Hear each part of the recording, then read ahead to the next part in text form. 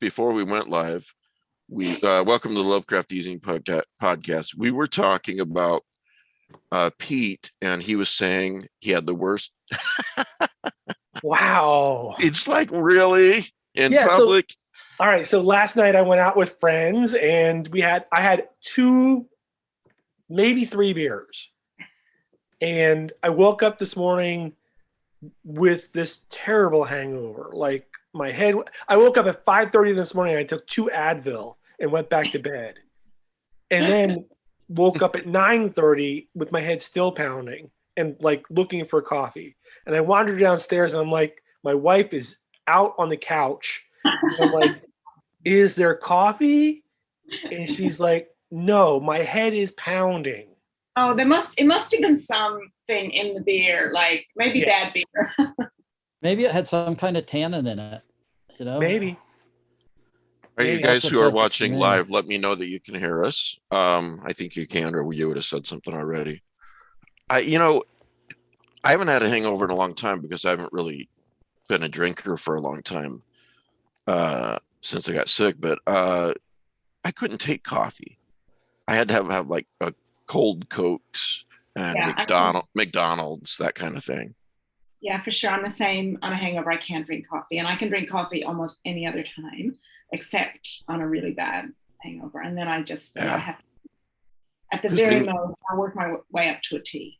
Because then you get cotton mouth even worse. So anyway, our guest is Jennifer. Oh my gosh, I was going to ask you this before the show. Please tell me how to pronounce your last name. There are many ways to pronounce it, but I just go the right way. What's the correct way? Well, I don't know, because I'm not Dutch, but my husband is. But so Breukelaar would be the closest. Okay, we'll go with Breukelaar, and you're right under J.S. Breukelaar. If you are watching me live or later, you can see my background, and that the bridge is Jennifer's newest book. So we'll talk about that and other books. So hey, let's do introductions first, like we usually do. I'm Mike Davis with Lovecraft eZine. It is the 4th of July, so we have fewer panelists, but that's okay. Wasn't sure if I was going to do a show, and then I had a couple of folks that I wanted to fit in, Jennifer being one of them, and Jeremy Haun being another, who will show up in about an hour. So yeah, Mike Davis, Lovecraft eZine. I'm not sure what it is I do, but there it is. Yeah, Pete Rawlik. Hi, Pete Rawlik. I'm a man. Yes. I can change if I have to, I guess. Okay. Are you a man's man? Or? No. Do you write books? I do. I write books. I write reviews. I watch a lot of shitty movies. That's for sure. Yeah, in the last 48 hours, I've watched, what was it? Tomorrow War twice. Oh, I want to see that. Is it any good? No. It's not good. I mean, it's okay. It's just by the numbers. Yeah. I could predict everything that was going to happen. I watched Bright like 6 times. All right. So God, what is wrong with you? I can show you where every scene of the Tomorrow War was taken from what other movie. Yeah. Right. Oh, wait, let me watch it, then you can tell me. All right. Okay. Matt, you want to introduce yourself? Okay, so I'm Matt. I run the Lovecraft eZine movie night. We are back to watching movies after finishing the first season of Alice in Borderland. I also provide a prize today. This is a graphic novel of 4 seminal ghost stories called Early Haunts. You got to flip it upside down. Okay, so all you have to do is send an email to ezineprizes@gmail.com and put haunts in the subject heading, and one of you could win this wonderful book. Wait, when you say one of us, is it me and JS, or? If you send the email. I was curious, are the ghost stories? I'm interested in that. Yeah, yes. I wouldn't mind. There's one from Greece, one from Germany, one from Italy, and one from Japan. It's not like the turn of the screw or something like that. These are old time ghosty legends. An ancient one from Greece, an ancient one from Japan. That sounds interesting, though. Yeah. It was a Kickstarter, but I liked it well enough. I'm clearing my shelves a bit. All right, for those of you who are watching us live, thank you. It's the 4th of July, and I knew the live audience would be limited, but I'm glad that those of you who are here are here. Kim wants to know who's drunk. That would not be me. I'll place my bet on Pete. But maybe he's sworn off drinking after the hangover. Oh, yep, he's drinking. What? No. Why would you give up drinking? Yeah, you're right. You just shift. I'm sorry. I don't know what came over me. Yeah. Jennifer, could you introduce yourself? Sure. Yeah, I'm JS Breukelaar. Call me Jenny or Jennifer, that's fine. I'm the author of The Bridge. I'm most recently the author of The Bridge, which is a novel. I've published 2 novels and 1 collection prior to this. Alethea, American Monster, and the collection is Collision, which was an Aurealis winner and a Shirley Jackson finalist. I'm expat, obviously. I'm a hyphenated Australian American. I live in Sydney. It's 8 in the morning for you. It's 8 in the morning. I'm gonna probably on Monday morning. On Monday morning as well. Yeah, it's five in the evening, 5 in the late afternoon for me. So yeah, which is a lovely time. I love 5 in the evening. I'm not so keen on 8 in the morning, especially on Mondays. But I teach here in Sydney, and I teach at Lit Reactor a course called Writing the Weird. That's about me. Well, if you're watching or if you're listening later, the show notes will be pretty much the same. And Jennifer, I included a link to your Writing the Weird workshop, which begins August the 3rd and goes on for 4 weeks. Even in our video test, Jennifer said a couple of amazing things to me about weird fiction that I hadn't considered, in all this time. So it's really obvious that she has something to offer as far as teaching the weird. So if you're a writer out there that feels like you can learn some more, click the link and join her for class. So yeah, it'd be great to see you there. It's a great workshop. It attracts really great, very focused writers, and everyone that wants to write anything that belongs to the weird in any way, however tangential, and it's really fun. Let's see here. I just want to remind everyone who's not a Patreon, it's only $5 a month. I don't want to sound like a used car salesman, but you do get a lot. If you're at the $10 a month one, then every other Thursday you can join us on Zoom for a non-recorded, non-broadcast, just chat with the panelists. It's a lot of fun. That's how Pete got drunk, this past Thursday night. So I was sick from my second COVID shot, so Pete took over and. Oh, really? Oh. And yeah, so I'm feeling better. But yes. So Thursday night I drank half a bottle of wine on camera. And, oh my God. So anyway, and Laird's going to be joining us soon, Laird Barron, and obviously Jeremy Haun in about an hour. I think he had some 4th of July stuff to do, but then we're going to talk about hauntology. So can I ask a few questions on an introductory kind of way? Yeah. Absolutely. Okay. Can I just say one more thing though? No, sorry. No? Okay. I'm so sorry. Please forgive me. This Thursday, a couple weeks ago, I was on the phone catching up with Laird. I'll keep this short because we need to talk to Jennifer. But somehow we got on the topic after a while of really strange, creepy, but true stories, things that have happened to us that we don't really have an explanation for, which is, to me, one of the, the essences of weird fiction. And he told me a couple of stories that, I mean, sunlight was streaming through the window and my blood ran cold. It was that chilling. So I said, why don't you come on Patreon podcast and tell more of these and the ones that he told me? And he said, yeah, that'd be fun. So we're going to do that this Thursday. If you're a Patreon, $5 and up is all it takes. And just Google Lovecraft eZine Patreon. The link is in the show notes too. So let's talk to Jennifer. Matt, go ahead, please. Hi, I was just wondering if you could tell us, like we always ask this of our guests, what sort of got you kickstarted into writing? What was the thing? Were you always a writer? Did you go some special training? Were you a nonfiction writer? How'd this come about? Yeah, I guess like a lot of us, I was writing as a kid and that kind of thing. And then,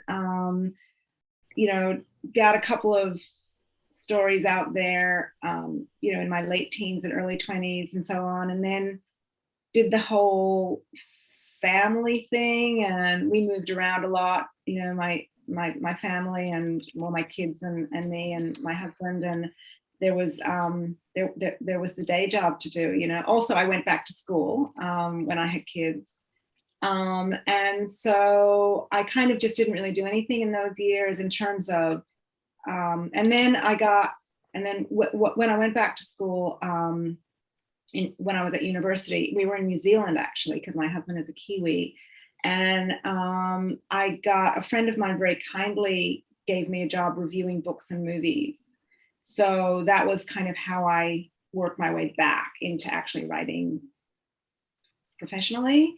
And then again, not much more. And then about 12 years ago, I lost my job. I had a great job. I was writing, copy and PR stuff for a cable movie channel. It was a really, really great job. And nice. It was awesome. I got to watch movies for a living, basically, and then write about them. But then that was a whole kind of freelancer purge that happened about 12 years ago. So I was off on my own and just started writing again. And that was it. I mean, I always did plan to write fiction professionally, but it was just a matter of finding the right time and the right kind of also financial time. And that never happened, but I just decided to do it anyway. Yeah. But it's fair to say that you were writing something the whole time. I was, yes, I think that is very much fair to say. Whether or not I was selling it or not, it didn't seem to matter, but I was always, always writing something. You're right, absolutely. Yeah, that's true now. Because not many people make it, like they write their first novel when they're 20 and they make it. It's like, you have to develop your craft over years before can. Oh yeah, and that was something that really took me by surprise. I think that a lot of people, and I see this now with my own students. They either come to it or they return to it. I teach an extension class, and I get a lot of students maybe who are coming to it, returning to it, and they're going like, okay, I'm finally going to write my novel, and it's finally going to make the big time, and I'm going to be, but it doesn't. It takes time, And so for me too, it was like, okay, well, now this is the time. I'm going to get that novel out there, and I did. The novel got an agent, but the novel never got published. And then it was what was it? So, well, theoretically, if you count, because I went and I got my degree and I wrote a novel for that as well, like a creative thing, and then another novel. So it was theoretically my third novel that actually got published. But by which time, as you said, I had managed to at least hone my craft to that level. But I mean, as everybody knows, you just keep getting better and better, or you try to get better and better, whether it's your third novel or your 10th. You mentioned your students, some of them that I want to write that novel and it's going to hit the big time and everything. Yeah. How do you, I have my own thoughts, but Yeah. how do you feel about that sort of motivation that, the sort of, I want to be important, I want to be Stephen King motivation type thing? So it never produces a good novel. So the students that are like, I guess like I was, and many of us are, and I recognize them, who just want to get better. They're the ones that are gonna get published for sure. Not I mean, not we all, but many of us would love to be able to, if not be the next, Stephen King, or if not make it big, or if not get a movie made, at least be able to support ourselves with our fiction. Yes. But that's beyond our control. What is within our control is to try and hone our craft, and they're the ones who will actually get published. I don't know if they'll make a living out of it, but I realize that I'm an idealist, but I think any sort of art, or even this podcasting, talking to people involved in weird fiction and horror and so forth, has to come from the love of doing it, and then hopefully you can make some money at it too. Yeah. But Absolutely. my feeling only, and I'm not criticizing anyone who does not feel this way, but that I feel like that's got to be the primary motivation.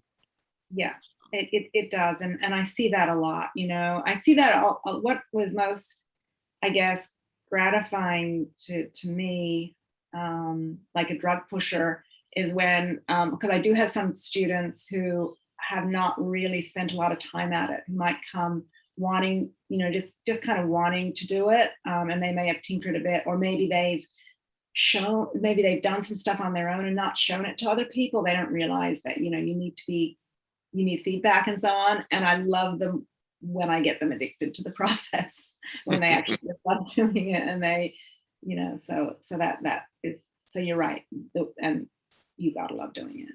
Well, you love writing, obviously, and it sounds like you really love teaching writing. How did you get, before I do want to get into your books, but before that, how did you get into teaching writing and teaching weird fiction, this weird fiction class that's coming up? It's so great that you're doing a workshop that's not just, let's learn how to write horror, or let's just learn how to write, but focusing on that particular branch of horror that so many of us love.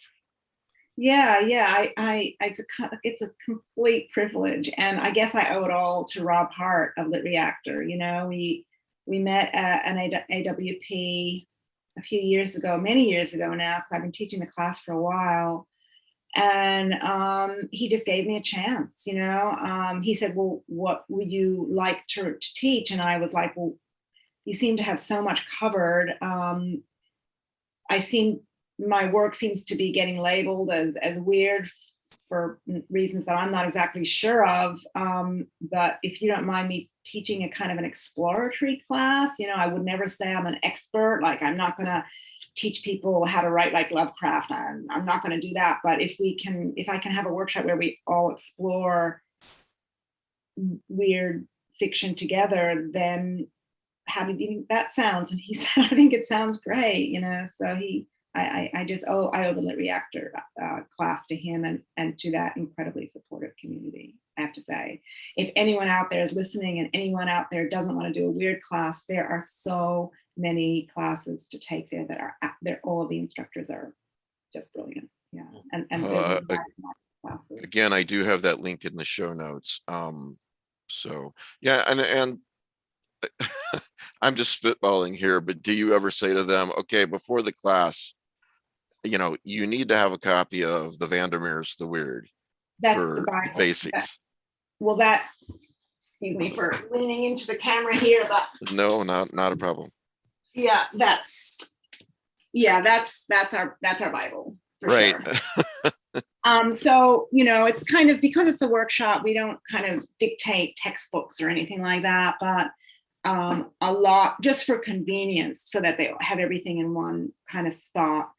Most of the stories that we discuss, I just draw from that one book, just so that they don't have to go to. But over the years that I've been teaching it, I have to add stuff to it, obviously, because new people come along, and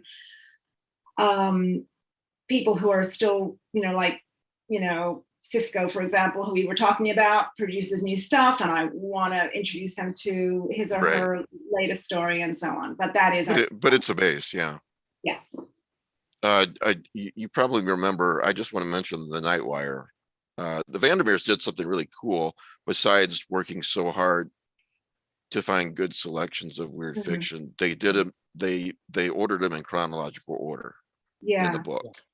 The Nightwire by H.F. Arnold, if I remember correctly.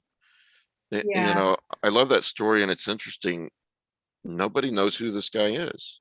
Yeah, they did collect a lot of sort of, on not big, people.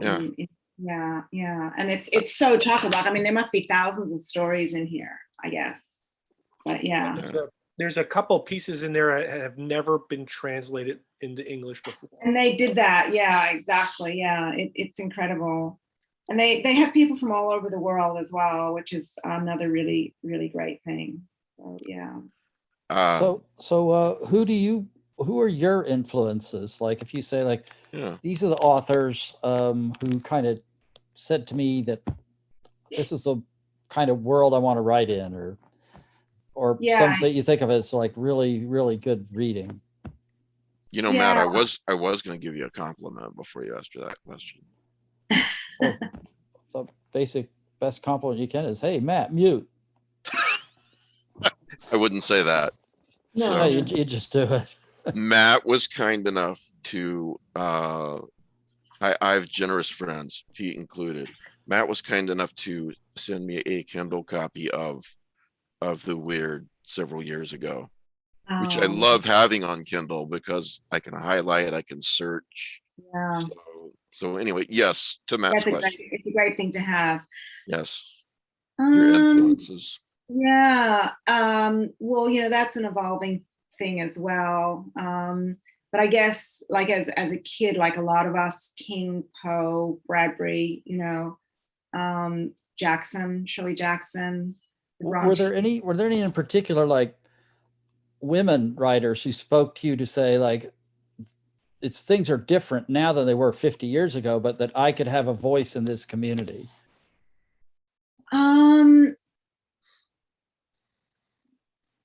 Yeah, I mean, I guess that'd have to be, I mean, that continues to resonate, obviously, but I guess the beginning kind of as a real revelation was Mary Shelley, because she was swimming so far and so fast upstream.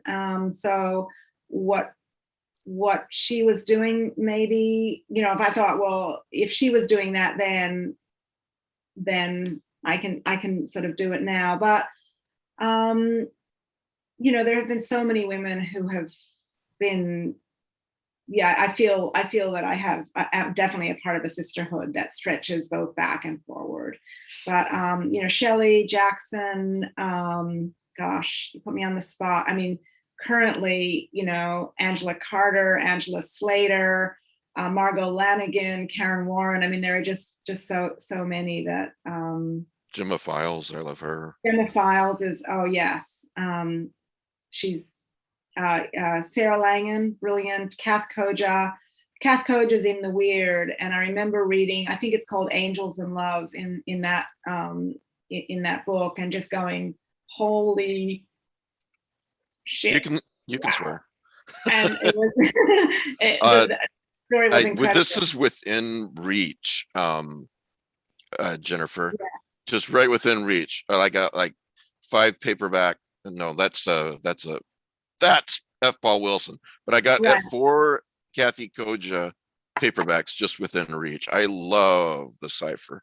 Oh man, the cipher is revelatory, and I guess I for sure, Matt, Kathy was, just as a craftsperson and as just a writer, woman or not, definitely a shining light. And so then we've now become, colleagues, and she blurred Collision, and it was a dream come true. So she would definitely be, I wish I had that collection of paperbacks, Mike. I'm envious.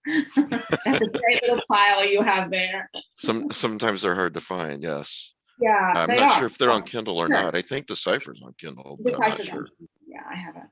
Yeah, I was just blown away. It was different than anything I'd ever read.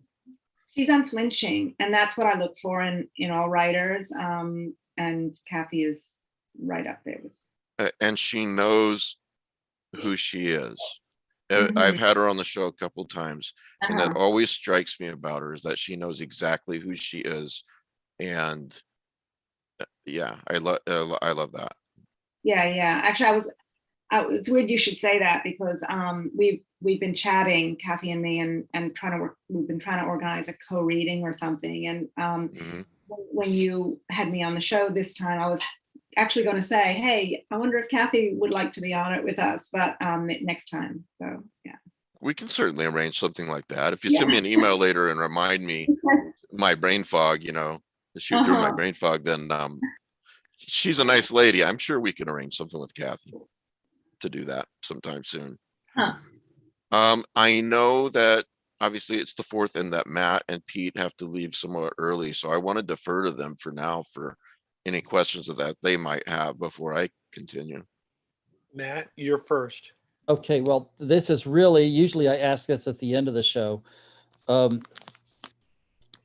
What, you having any interest in like other media looking at you? Like, it's the golden age of streaming, like we were talking about, or are you still just working on like another novel at this point?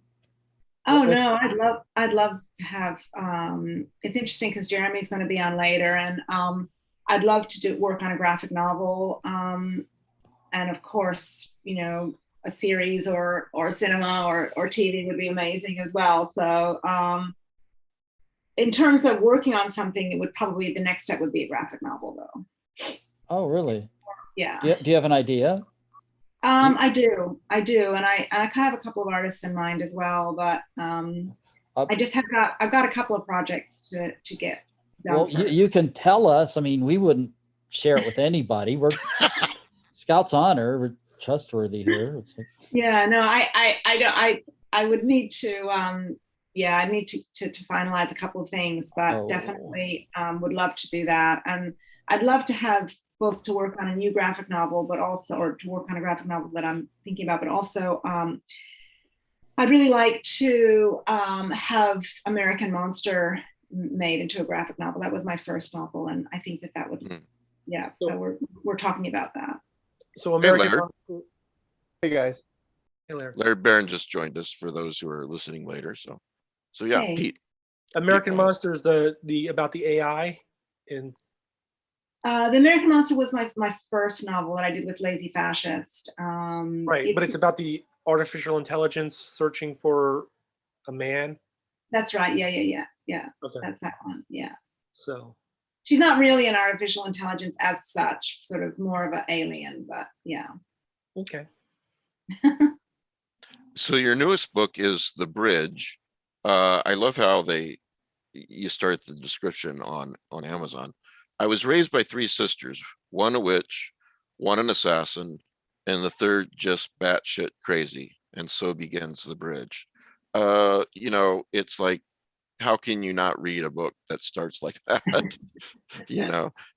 Tell us about The Bridge, since it's your newest. It just came out within the last week or so, right? Last Wednesday, yeah. Yeah. It did. Yeah. So what would you, how can I tell you about it? It's let's see. I never know how to describe it. It seems kind of indescribable in a way, yes. which is good. Yeah. Yeah, it is a bit indescribable. I guess it's about it's about a one of two twins, who survive. One of two surviving twins. The other one does not survive. And these particular beings, females, are man-made. So they're kind of AI organic hybrids, and they're bred in a cult. And this one young girl survives very sort of tragically, her twin, and in a kind of an escape, a breakout of this cult that is assisted by a witch, who isn't really a witch, and the witch raises this remaining twin along with her dead twin, who returns as a revenant and to adulthood. And then the twin goes off to college, where she becomes part of a reading series, a horror reading series. And that's how things kind of escalate. She continues this, she finds in the reading series a way out of the stigma of being this kind of artificial being, because she's got some stories to tell, and people want to hear those stories. People, non-cult students, the other students in the college want to hear the stories, and so she becomes kind of a sort of a celebrity, I guess, on campus. Big girl on campus all of a sudden, and it kind of goes to her head. But throughout all of this, she's kind of haunted by her absent present twin, and is trying to find a way to make sense of her twin's death, which she blames herself. You just mentioned a witch. I've started the book, but I just got it from you a few days ago, but I've started the book. You mentioned a witch who isn't really a witch. Is this a case of any sufficiently advanced technology is indistinguishable from magic? I read that somewhere, I think I read, please correct me if I'm wrong, that in your work you do a really great job of what, marrying, if that's a good word, fantasy and science fiction together. Well, thank you. There is science fiction. I feel that science fiction is hard for me, but I love it. I grew up kind of reading it. So it tends to work. There tends to be sort of a little nod, something science fiction-y in all my kind of stuff, even the stuff that is horror. And so there is that science fiction element in it, but it is confined to the cult. the cult leader is this kind of like sort of like an Elon Musk-y kind of mastermind, and that's where the science fiction is. But the witch, that is not science fiction. That is this sort of pure horror and dark fantasy. Okay. So she's not really a witch because she's older than that. She's as old as time itself, and so she's not. I love immortals in stories. I'm looking forward to this. It's one of my things. Like doppelgangers is one of my. Right. Yeah. Well, cool. Because they're here. Yeah. I recently read a Jeffrey Ford doppelganger story. Which one? I love Jeffrey Ford. It's in Crackpot Palace, I believe, and I believe the story is called "The Double of My Double Is Not My Double." Oh yeah. Is that right? Does that sound right, Laird? Yeah. So it's a Jeff Ford thing. Yeah, definitely. And okay, so I want to move on to so By the Bridge, folks. It sounds fascinating as hell. What I've read so far is definitely I'm really enjoying it. But it's also in some ways about storytelling, correct? It's majorly about storytelling. So the deal with the twins and all the man-made women in this particular cult is that they've been genetically engineered by this cult kind of scientific mastermind to have neither memory or imagination. So memory and imagination are considered dangerous in women, and so he kind of engineers it so that those parts of their brain don't function as in most humans who haven't control. Yeah, and but being a multiple birth corrupts the code. So these two twins, Kai, Mira, can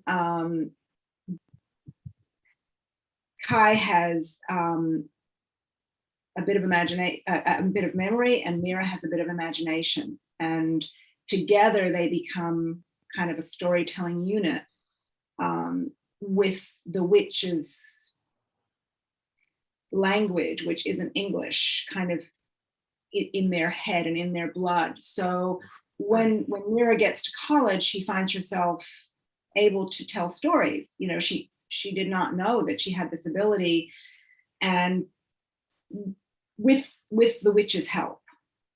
And so the book is structured so that each kind of meeting of the gathering of this sort of this kind of storytelling clique begins with one of Mira's stories. Yeah, and so there are stories within stories that the book is definitely about the effect of stories on people, and the pleasure that people get from horror as well. Sort of the kind of the iffy pleasure that people get from other people's suffering and other people's pain. The bridge is available in print and Kindle, and I do have a link to that in the show notes. Before we move on I wanted to have you talk about Collision as well, but our friend Laird Barron is here, and we've been talking about before Laird got here that you teach a workshop called Writing Weird Fiction. Do I have that right? Writing the Weird, yeah. Writing Weird Fiction. And again, I've got a link to that in the show notes as well. You told me when I did our video test that you've also taught the work of one Laird Barron. So if we could embarrass him and talk about that, that would be great. No, let's not talk about that. No, seriously, we should. I want to know. I mean, we have limited time. I really think we should talk about Jennifer. But all right, let's move on to. Go ahead. I mean, I'm honored and all that, but I want to know. This is your time to tell us. Like, I don't know. There's all kind. I just have so many questions for you. I feel embarrassed because my sleep schedule's really off, and I was sleeping at 1 o'clock this afternoon. I got up. Like I really want to sleep for another few hours, but I want to get on here and say hi to you. And I've read your essays and I've read your work, not nearly as much of it as I should have, but I just, I've kind of been following your career for the last 10 years or so. Yeah. Mm-hmm. And I guess just before we move on, one of the questions I have for you is, I read your bio, you live in Sydney. Right. Where were you raised, and does your writing career, at least since 2011, does that correspond with you moving to Australia, or is there any kind of connection there? Yeah, definitely. So yeah, I was born in California. I was raised in New York, and then we, as with my parents and my sisters, we came to Sydney for my father's work when I was a teenager, and then I went back to the US. And had my family and so on, and began seriously thinking about writing. And then we moved back to the Antipodes in late 90s, was it? Yeah. And so I guess it does tie in because I'm hyphenated, and a lot of my work is about being in two different places and two different times. And in fact, and I'm not trying to bring The Bridge into this, but The Bridge is really the first novel. I know Collision, you were talking about that, Mike, and in Collision, it definitely, is a way of working out what it is like to be kind of in the crosshair. Please, you talk about whatever you want to talk about. Please. No. That was kind of where I tried to sort of look at it in short fiction. But then the Bridge is really my first novel where I've gone head on into that straddling of worlds. And what it began as a short story called The Bridge, and which was really about a teenager who knew as much about one world as she did about another, and really didn't know where the hell she was. Like literally felt as though she didn't know where she was, which is how I felt that at that time. And so this was the novel where I kind of just went, I mean, even though it's horror and dark fantasy and so on, it's about as autobiographical as it's possible to get within those constraints, because it deals with, being raised in the Antipodes, but also being raised, because the two worlds there are sort of stand-ins for the Antipodes and the Northern Hemisphere. And so, yeah, it deals very much with that feeling of being caught and knowing too much about both worlds, but never enough. And that's the real thing. Yeah. Okay, thank you for that. I think that geography, provenance and geography obviously affect artists, but we'll talk about writers, affects writers. I mean, that's a given. It affects everyone. But I do think it informs some writers' work more than others. And there just seems to be some, I didn't know when you had moved back, but that I just kind of compared to my own experiences when I moved from one location to another, that it takes me a certain amount of time to sort of feel like I can even write about that area comfortably. And so I was kind of wondering if that was true for you. But there was one other thing I just, before you go on to something else, that I wanted to say that I noticed. Like I said, there's some mysterious aspects to you, and I can't really, I don't want to make any presumptions, but I was reading one of your stories the other day, the one in the dark. We will go on together, about the little girl who's seemingly undead. There's something definitely up there. There's some creepy scenes. A scene where she starts climbing up, just casually climbs up the wall. I'm like, yeah, all right, here we go. But writers compartmentalize. I think you, as an academic, I think you would are more cognizant of this than some writers are. That they just are not maybe as self-conscious about it or as conscious of it. But I feel like reading your stuff and listening to you talk here for the last few minutes, it's kind of interesting. There seems to be the compartmentalization that writers do by default, but that you seem to grapple with like, there's like, you let more of it in when you write. Because I've noticed, I don't want to say messy, but you have this kind of, you don't have everything as neatly and kind of almost coldly delineated. Okay, I'm going to write about this, and this is what it's going to look like, and this is how it's going to sell.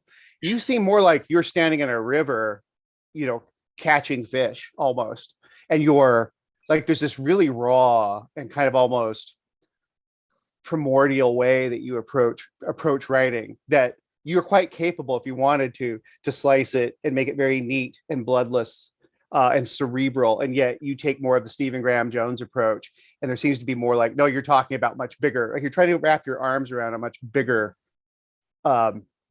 slice of what we write about. Is that accurate, or am I completely off base? Yeah, I don't know that I think it is accurate. And I don't think I could compartmentalize it and do a really neat, I don't think I am capable of that. So I think it's a combination of both. That's who I am as a writer, but also like, I don't think I could be neat, or I just don't have that talent. Yeah. I don't have that ability. Life is messy, and that is, I guess, what I seem to, whether I want to or not, capture or deal with in my writing. And that's, yeah. And I don't say messy like as in the negative connotation. I mean, writing can be like music. It can be your auto-tuned, overly produced, right? Yeah. Or at least I should say heavily produced music, right? Everything, every note is exactly not only in its place, but what you would expect. That's part of the trick, right? Of a top 40 hit is we know what the next verse is going to be, even if we've only heard the song for the first time, because that's what we're, and there's a pleasure in that. But your writing, that's when you were, it kind of clicked with me when you were telling the guys about how everything has science fiction in it, but you have sort of this different relationship with science fiction. And I very much identify with what you're saying, because I could see in your, just even how you're talking about it, you don't have it, what's the word I'm looking for? There's something much more organic and free form to what you're doing. It's not mercenary. It's not, well, on page 50, we're going to do this, and this is exactly the effect. No, you're basically showing us a much broader, more wild version of these genres. I think it's really fascinating. Thanks. And I think that, I mean, I appreciate that. And I appreciate you taking the time to read. I guess that is my vibe, you know, that it may change over the years, but I feel like I'm still trying to figure it out. And that does come through in my writing, but not trying to figure out how to write, but trying to figure out like where science fiction comes in, where horror comes in, where literary comes in, where my influences come in, you know, and that it all, and then obviously, you know, there's massive editing jobs to do at the end of my big ambitious projects, but and those editing jobs are often assisted by a lot of wonderful trusted colleagues and friends. But I guess because that's I would say fair call. Thank you. I hope. Oh, I'm sorry. I just hope we get to please, go ahead. All I wanted to say is I just hope we get to your influences. I'm really fascinated to learn about those. Well, Stephen Graham Jones is one for sure. You know, I mean, I would have to say that not so much an influence, but an instructor and an inspiration, as are you. I mean, not blowing smoke and not lying to embarrass you, but I think that when I came onto the scene, about 10, 12 years ago, you were both, you know, publishing a lot online, and there were lots of magazine and anthologies with both your work and Stephen's, and I just ate it up, you know. I just felt like I had a home there, not stylistically, but just in terms of the topic, and your and Stephen's writing is not overly like neat either, you know. I mean, it's just kind of like, where the hell am I, you know? And I love that feeling in your stories. And so that, I guess, will for sure an influence. What about growing up? Did you what any favorite authors? Yeah, I mean, look, just the usual King, Poe, you know, Shirley Jackson, Bradbury, you know, the Brontes, that kind of just the usual, nothing particularly. I mean, I guess I did have one unusual kind of aspect to my experiences, apart from the kind of the moving back and forth between kind of hemispheres, and that is I live in India for a while. My father got some work there, and we went over there when I was very young, and it was a big influence on me. I did some reading there as well, of kind of colonial, kind of tigers attacking villages kind of stuff, just sort of, you know, whatever was available on bookshelves at places that we stayed. And my father had sort of an unusual job as well, so we stayed through his work at a lot of very strange places in Rajasthan, and Jaipur and Jodhpur, and these were palaces and forts, so they were sort of super spooky and gothic. And even though I didn't particularly enjoy myself there for other reasons, that may have also kind of had a bit of a. That's fascinating. Yeah, it was dark and it was gothic, and I didn't want to be there. I wanted to be with my friends back in New York. So I was definitely kicking against, like, just didn't want to be there the whole time we were there. You know, one of those sort of sullen, unhappy kids, like, what are we doing here? You know, my friends are enjoying their summer. But so I was angry the whole time that I was there.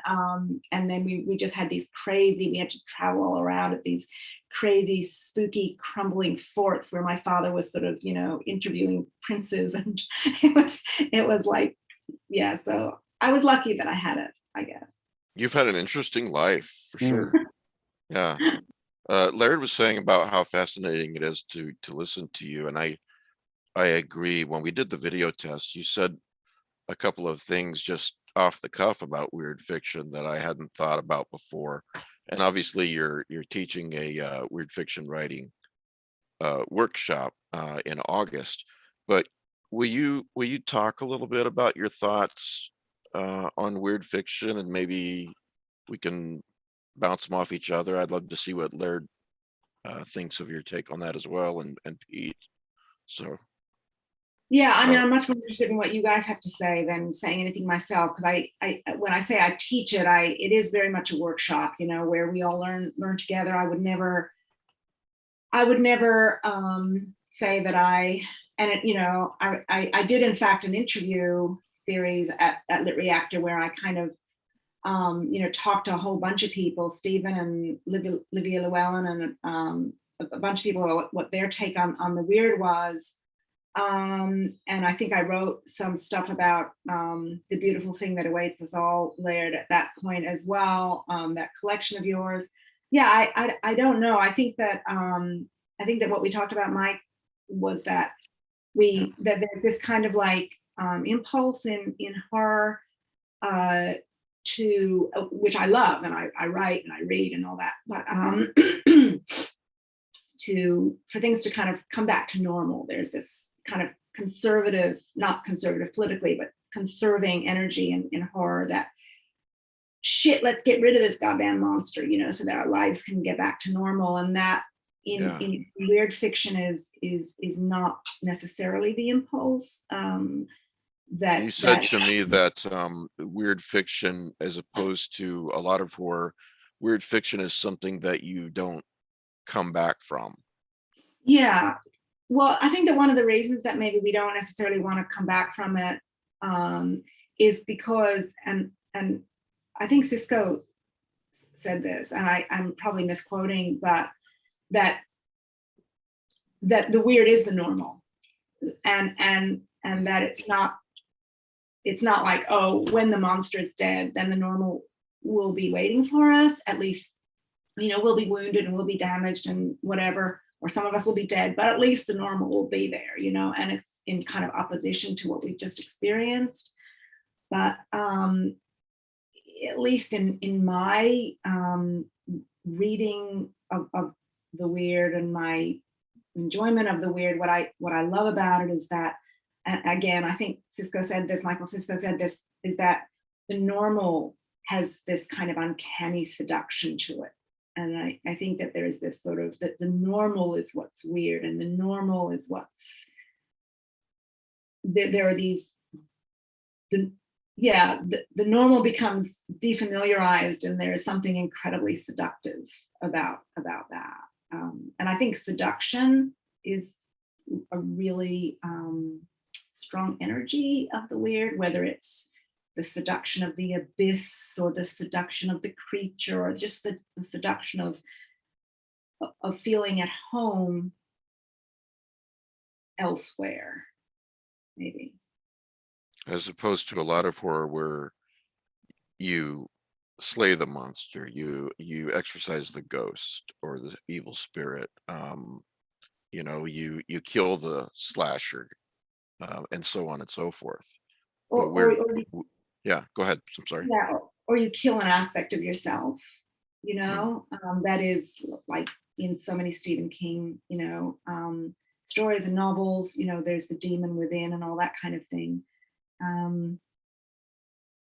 I think that in weird fiction, you know, you're an extension of the demon or the demon isn't. I don't know. I'm kind of lost now, but yeah. Olivia said something like that to me a couple of years ago, that in her opinion, one of the aspects of weird fiction is that you also don't know who you are or what you are in many Right. ways. Yes, and I think that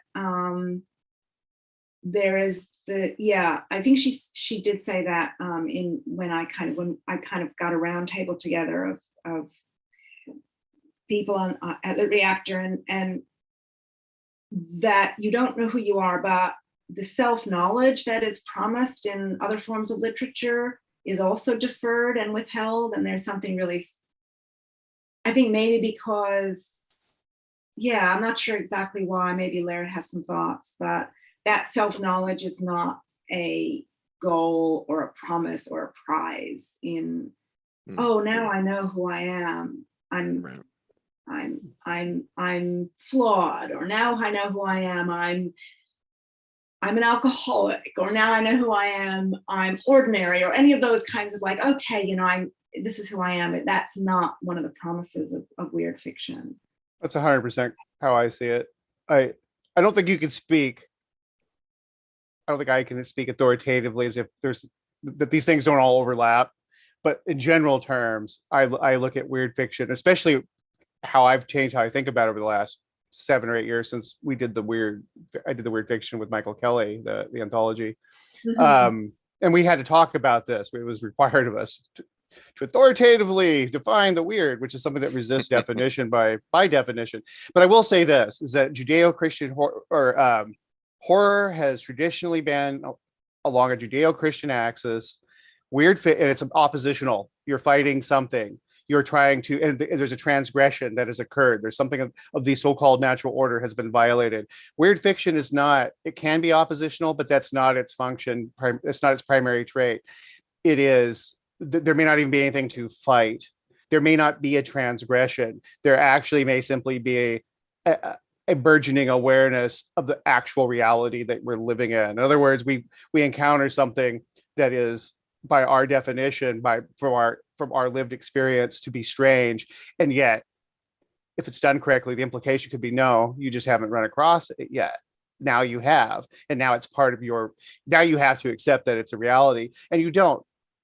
As you were saying, you don't get a decoder ring with it. That's one of the hallmarks of really of good weird fiction, is that it does not. You can draw your own conclusions. Horror, we know what the transgression is. We may not know every detail, but we know what the transgression is. And win or lose, there's opposition to that transgression. There's downer horror, and then there's basically Gregory Peck gets shot before he can kill Damien, and then there's a little happier stuff. We killed all the aliens, or did we? But weird fiction, we don't even know if there was a struggle. We don't know what the struggle was sometimes. We simply know that there's something that is outside our normal experience that is occurring. And it could be, the unknown is always terrifying to us. And it's simply a celebration of the unknown in many ways. Yeah, it's a celebration of the unknown, I think. And it's also a celebration of the unknowable. There's that release in knowing that there's this unknowability that we're a part of. A release and a seduction and the end of fear too. I think that Stephen's right in that. I mean, I think that that's another difference, is that horror does set out to scare. I mean, that's what it's there for, and good horror scares. Weird fiction doesn't necessarily scare or horrify. Right. It can and probably should. I would tend to agree with people like Stephen, who suggest that it does have a certain dread, a quality of dread that goes with it, but or unease. But I think that unease and that dread are associated with, as you said, that normality is uncanny, and that normality can and should make us afraid, make us very afraid, but also be just inescapable in a way.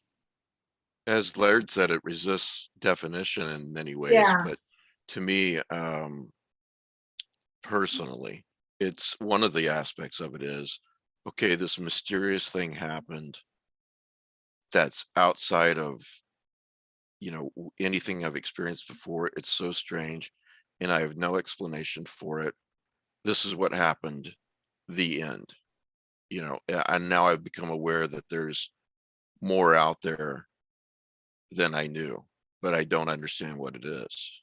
Yeah, I think that that's a really important aspect of it, at least for me, Mike, is that this awareness, which is part of its seduction, that the world is bigger than you thought it was, that there is so much more out there. That can be very terrifying because the unknowable, is over the lip, but it's also can give us a lot more room to move, and I think that or can give our protagonists a lot more room to move, and I think that that's something that what Laird was saying about this oppositional force of horror, and that is not so much an existence in weird, and that is the opposition between weird and normal isn't necessarily so, or the opposition between horrible and normal isn't there. It's they're an extension of each other, and we become caught in that kind of nebulousness. Laird or Pete, anything else for Jennifer before we move on to Jeremy? Well, No, sorry, ahead, Pete. Go ahead. No, you go ahead. So I wanted to build on what Laird said about horror having a lot of roots in Judeo-Christian culture, and that,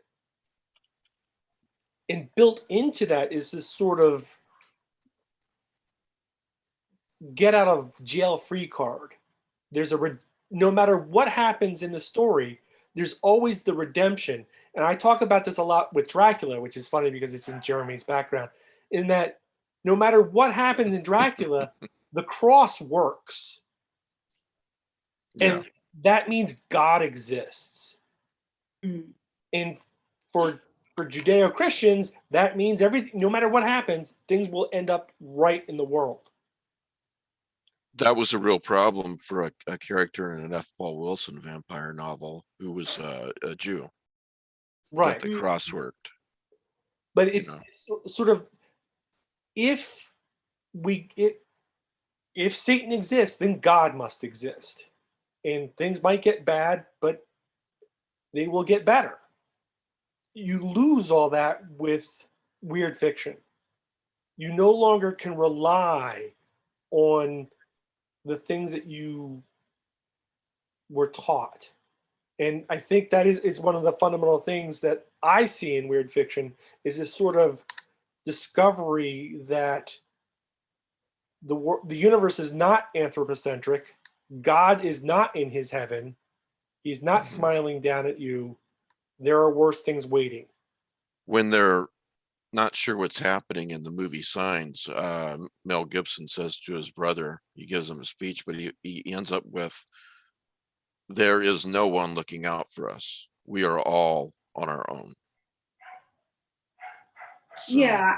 I think that's a really interesting, and my brain is buzzing with all the possibilities that you've just raised on that, and I think that's true, that those oppositions, those comforts are not necessarily don't exist, but are different. I think there are comforts in weird fiction, but they're comforts that are not the same as in horror, which isn't to say that either are better or worse, but they are quite distinct. I think that I don't know if anyone's had a chance to have a look at Mike Sisko's Anti-Societies. There's a story at the very beginning of that. I think it's called Intentionally Left Blank, which is a great kind of title just for weird fiction anyway. And in it, I won't tell you the story, but to me, that's a perfect story. It's a perfect weird story, but it's also a perfect story structurally, because I think that the weird the structure, and Laird, you know, I saw this in so many of your stories, beneath and below and moving through the weirdness and the nebulousnesses and the sort of unexpected seductions is a tight structure, that and the end, and I just kind of think that that's really an evidence in that entire collection of Michael's, but also that first story, the way it just sort of moves sort of inexorably and inevitably toward blankness is just so masterful. It's hard to pull off, I think. I agree. He's Cisco and Brian Evanson are two, I would Right. like exemplars of the weird. Even more so than Stephen Graham Jones, only in the sense that they will tell stories that absolutely have no narrative, that the narrative arc is deformed compared to what is even in a weird, you know, because Stephen Graham Jones is one of the weirdest writers out there, but most of the stories do have, there's a coherent arc somewhere in there.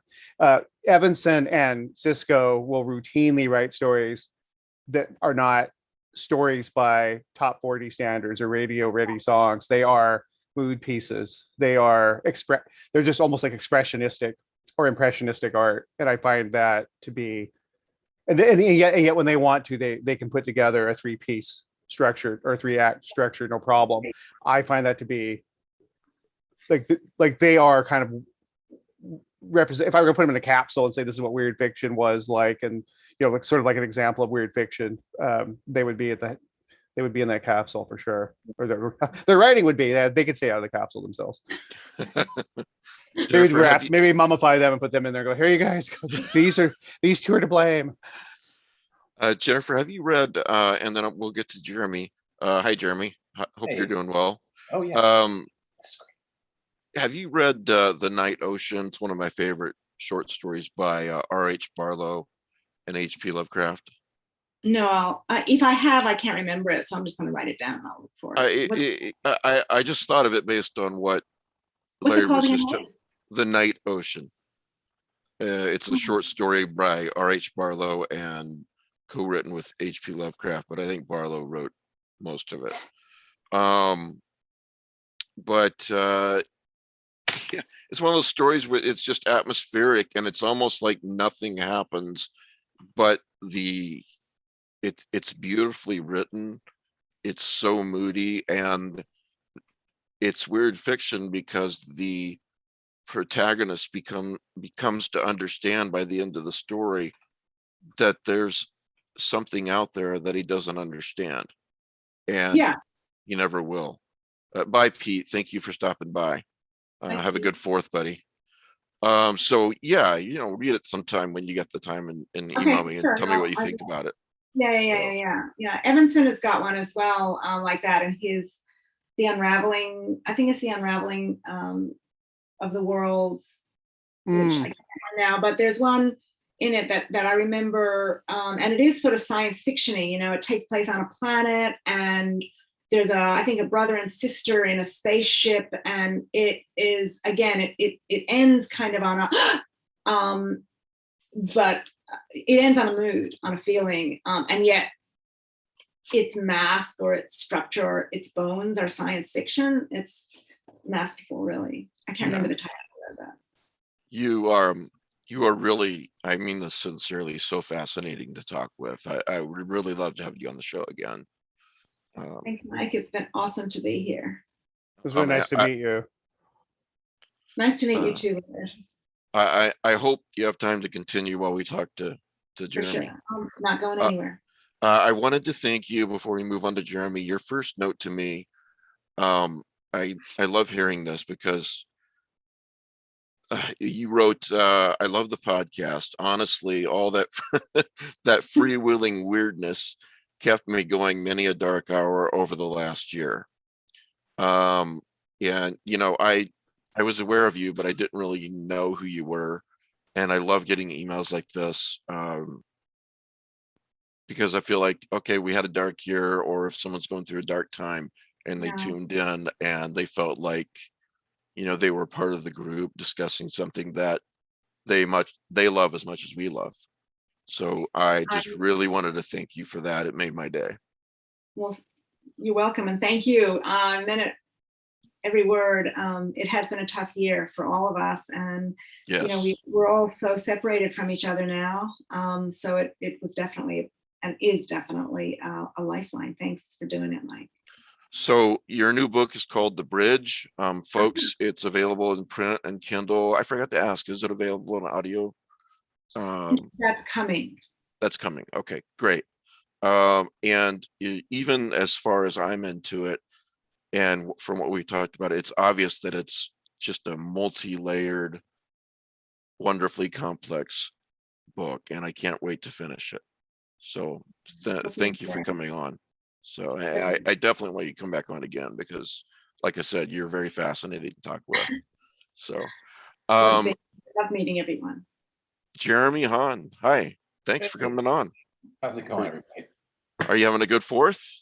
Yeah, I just got back from my grandparents' farm. We were there on the creek with the family. I live in Southwest Missouri, so it's kind of right near the Ozark Mountains, which gets really interesting as far as the landscape goes. And so it was nice being back there for the first time in quite a while. You know, we haven't been able to go anywhere, right? And so I was able to go with my brothers and visit my grandmother and just kind of see the farm for the first time in forever.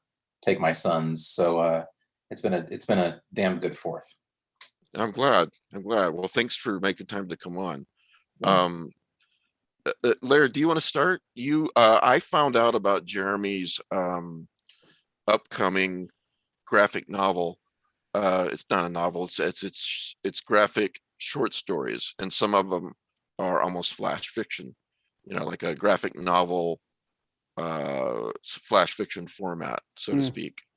And Laird tweeted about it, and I thought, wow, this sounds wonderful. And I contacted you, and that's what led to this. So I want to thank Laird for introducing me to you. Laird, do you want to start off? Yeah. Hey, Jeremy. It's nice to meet you basically in person. Finally, we talked off and on last couple of years. Yeah. And so we met a couple of years ago. You were working on The Red Mother, and that was a really great project, really creepy project.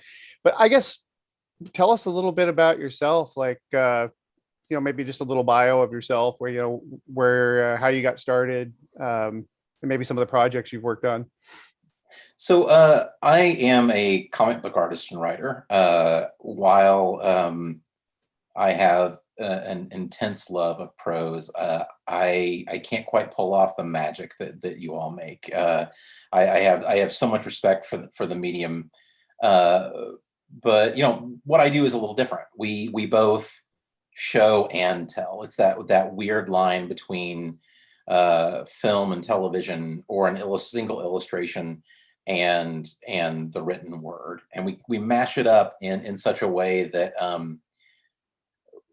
we can sort of do special things. We can sometimes, whereas you may need a certain number of perfectly crafted words to make something, I can show you what that thing looks like. And it's an interesting process. I've worked in comic books for 20 years now. It actually hit me pretty hard recently. As I've been here, alone in my studio working, I realized that I've been most predominantly drawing and then moving over to being more of a writer and artist. But 20 years in any industry is a long time, and 20 years in funny books is a hell of a long time. While I've been there, I've drawn everything from Batman, Batwoman, Captain America, and Iron Man, Constantine, tons and tons of stuff from Marvel and DC. But one of the things that I've always felt was that my love was really for telling my own stories and finding my own path within that. And playing with someone else's toys is a fantastic experience, especially when they're the icons of your youth, or things that you grew up with. But the freedom to go in and through companies like Image Comics or Boom Comics, where I was able to not only be kind of an art monkey, you know, where I was just kind of, I was given a task and had to draw the thing, which it's an awesome thing, granted, but the chance to tell my own stories and find my own path, especially when it comes to, you know, horror and weird fiction, has been a fantastic opportunity for me, and that's been my focus for the past. It's over 5 years now. I did an Image Comics book called The Beauty, which was about an STD that makes you beautiful. It was a horrific sci-fi-ish examination of the lengths we'll go to look a certain way. And then I did a post-apocalyptic high fantasy book. Basically, what if you mashed up, you know, the Road Warrior and Dungeons and Dragons, a book called The Realm with my buddy Seth Peck. And then last year, right before, you know, chaos reigned for us all, I released this book, The Red Mother, which was kind of what I'd been building to, this idea that I could take and I could draw things for other people, or I could write things on my own that other people drew, or find this happy medium where I wrote and drew things. And The Red Mother was kind of me bringing together sort of this mythos that I had been slowly building about these, my own brand of old gods and terrifying things, you know, that are out there that I wanted to deal with. And so that led me to, you know, during COVID, finding this project, HAUNTHOLOGY, which is a ridiculous name that actually works and stuck. You know, it's my name mixed with thology, and it works pretty well. Yeah. Well, Mike, unless you want to jump in, I've got a couple of thoughts about. No, please. Okay, go ahead. Because I think we should delve into other stuff. But since we're talking about that current work, yeah, it struck me. It kind of resonated with me for multiple reasons, but superficially, it's just really, you know, well done. Like my superficial reaction is, this is really well done. This anthology. I like the art a lot. You know, I think you know, you don't need to be so modest about your writing skills. The stories are really, especially trying to distill. It's like poetry or screenwriting. I mean, they're all kind of synonymous. There's different words for the same thing.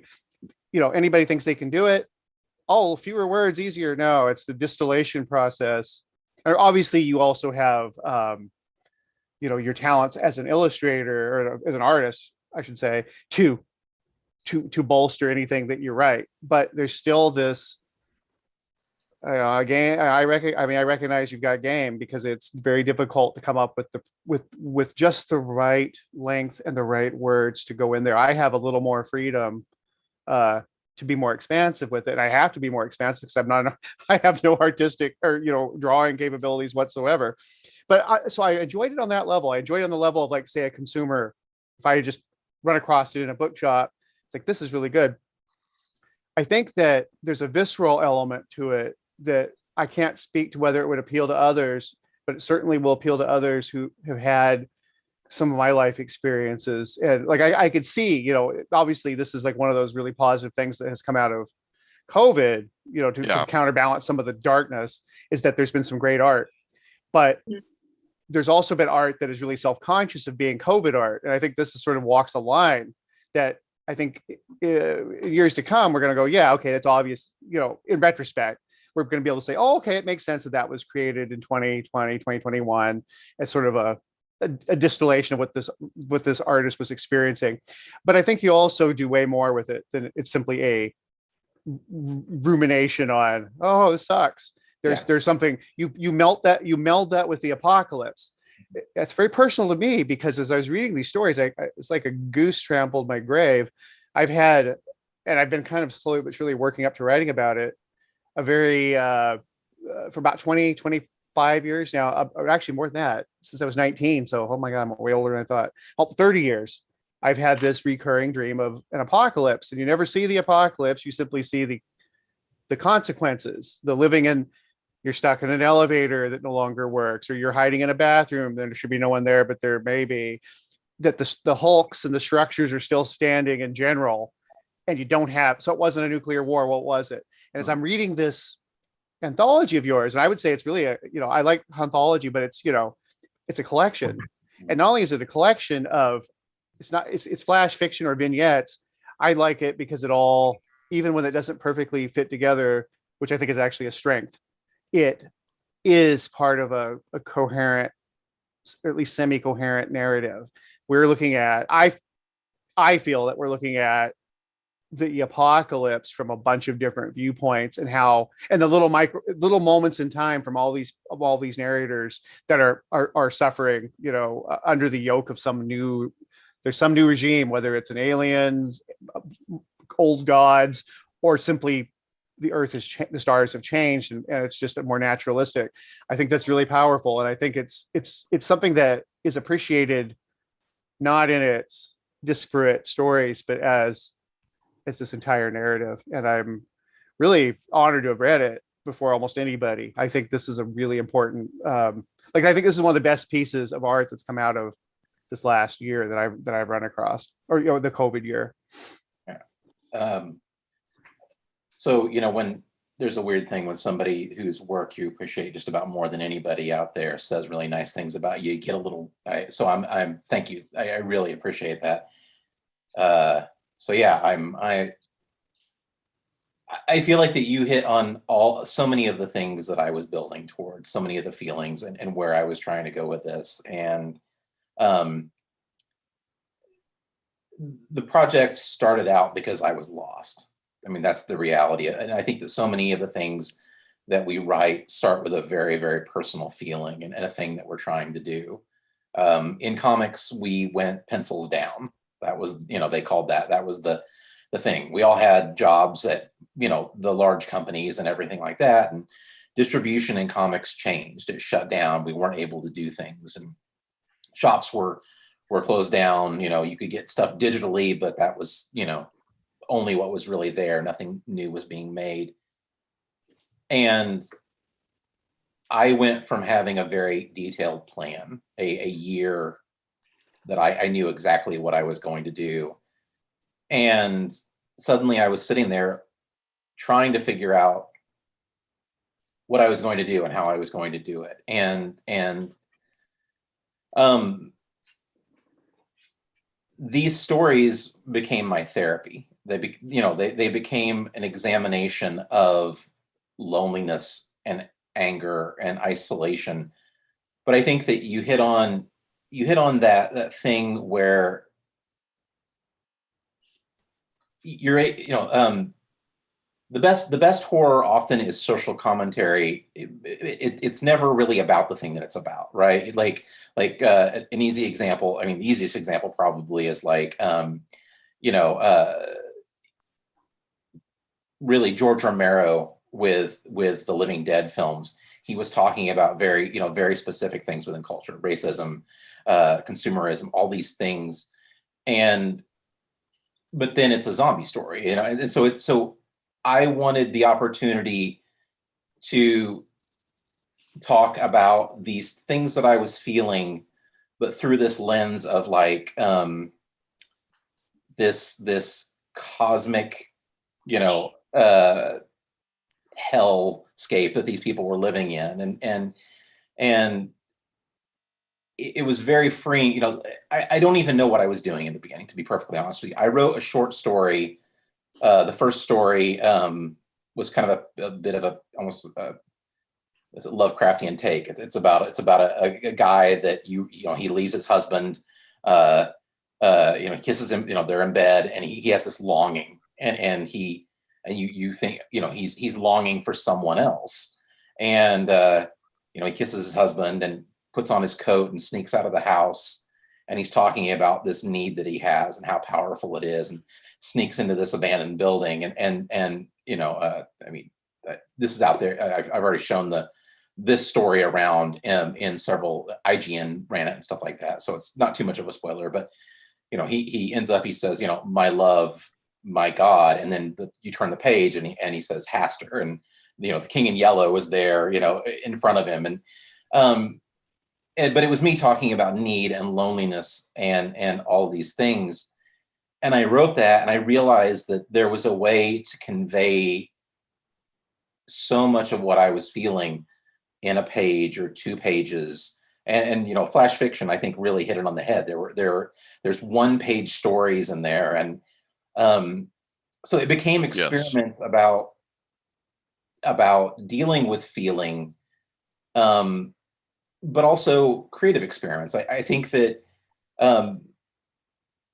you know, give me somebody that can master short stories, and I feel like they can kind of do anything.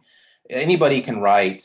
You know, with a talented writer can write expansively.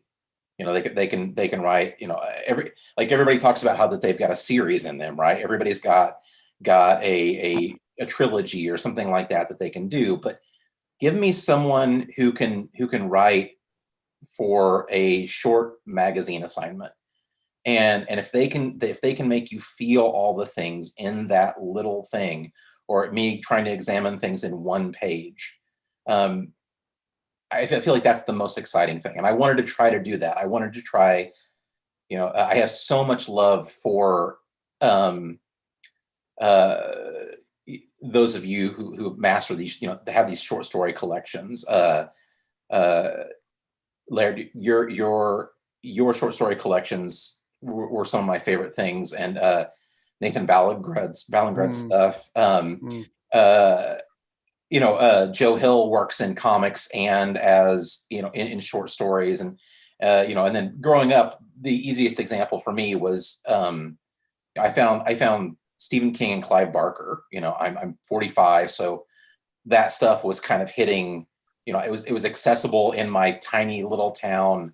I could go to the bookstore and find those things. But those were my examples growing up of, you know, of short story collections. We don't get a lot of short story collections in comics. We get like anthologies. You'll get like a science fiction anthology or a horror anthology or this and that, but they're by groups of people. And I love when those happen, you know, across any of the formats too, you know, whether it's short story collections, you know, for a film, you know, 8 Films to Die For, or whatever they're, you know, doing those sorts of things. But, you know, and Ellen Datlow's best of collections make me, every time one of those gets I'm so eagerly awaiting the next one, you know, just because it is the best horror of the year in a lot of ways. But I wanted to do that in comics, and I wanted to experiment with that. I'd like to say that you really succeeded. I do also, like Laird said, feel privileged that I was able to read it before a lot of people have. There's a 1-page story called, and I won't do spoilers, but Kingdom of Dust and Bone, where it's a poem story. I loved it.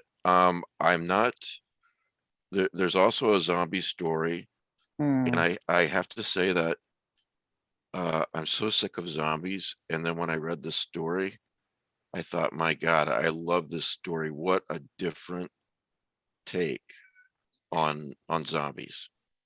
And it's brilliant in that it's so, I don't want to say obvious because that sounds like it's downgrading it, but like it's like one of those things you're like, why hasn't somebody else? And maybe somebody has. I mean, everything we do, somebody's somewhere has done, right?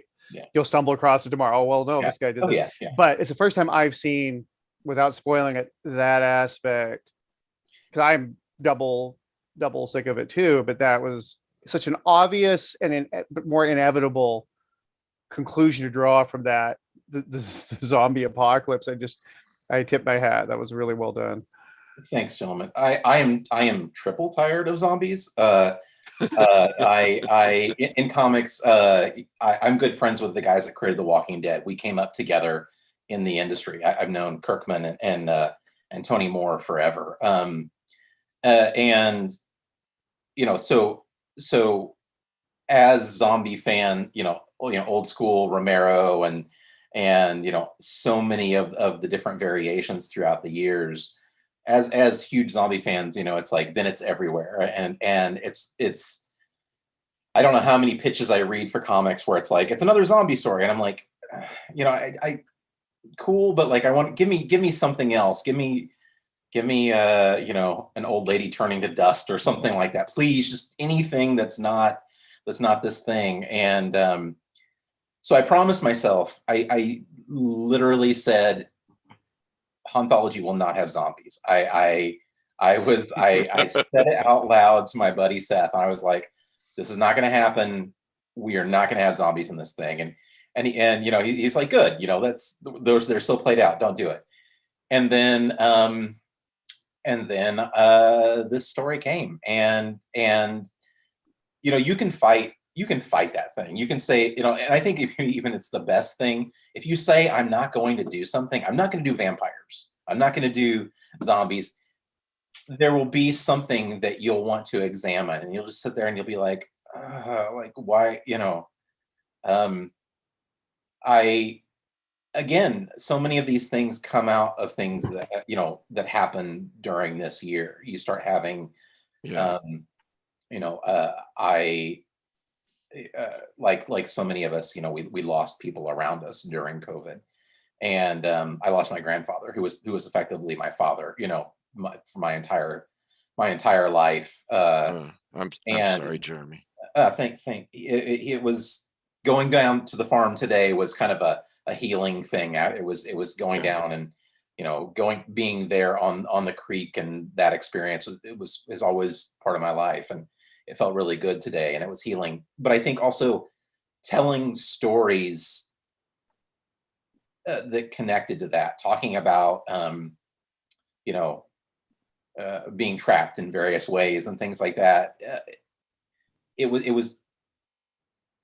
is healing to be able to examine these things, and you know, I think a lot about horror as therapy, and in a way, for me, I was able to exercise those demons through these things. So I'm glad that that story connected with you two in that way, because I was mad at myself ultimately for for even putting it. I was like, oh, I can't do this. I'm betraying what I said I was going to. I'm very ruled by you know, my own code, and so letting that in there, I knew that it just needed to be in the collection, so it made me happy.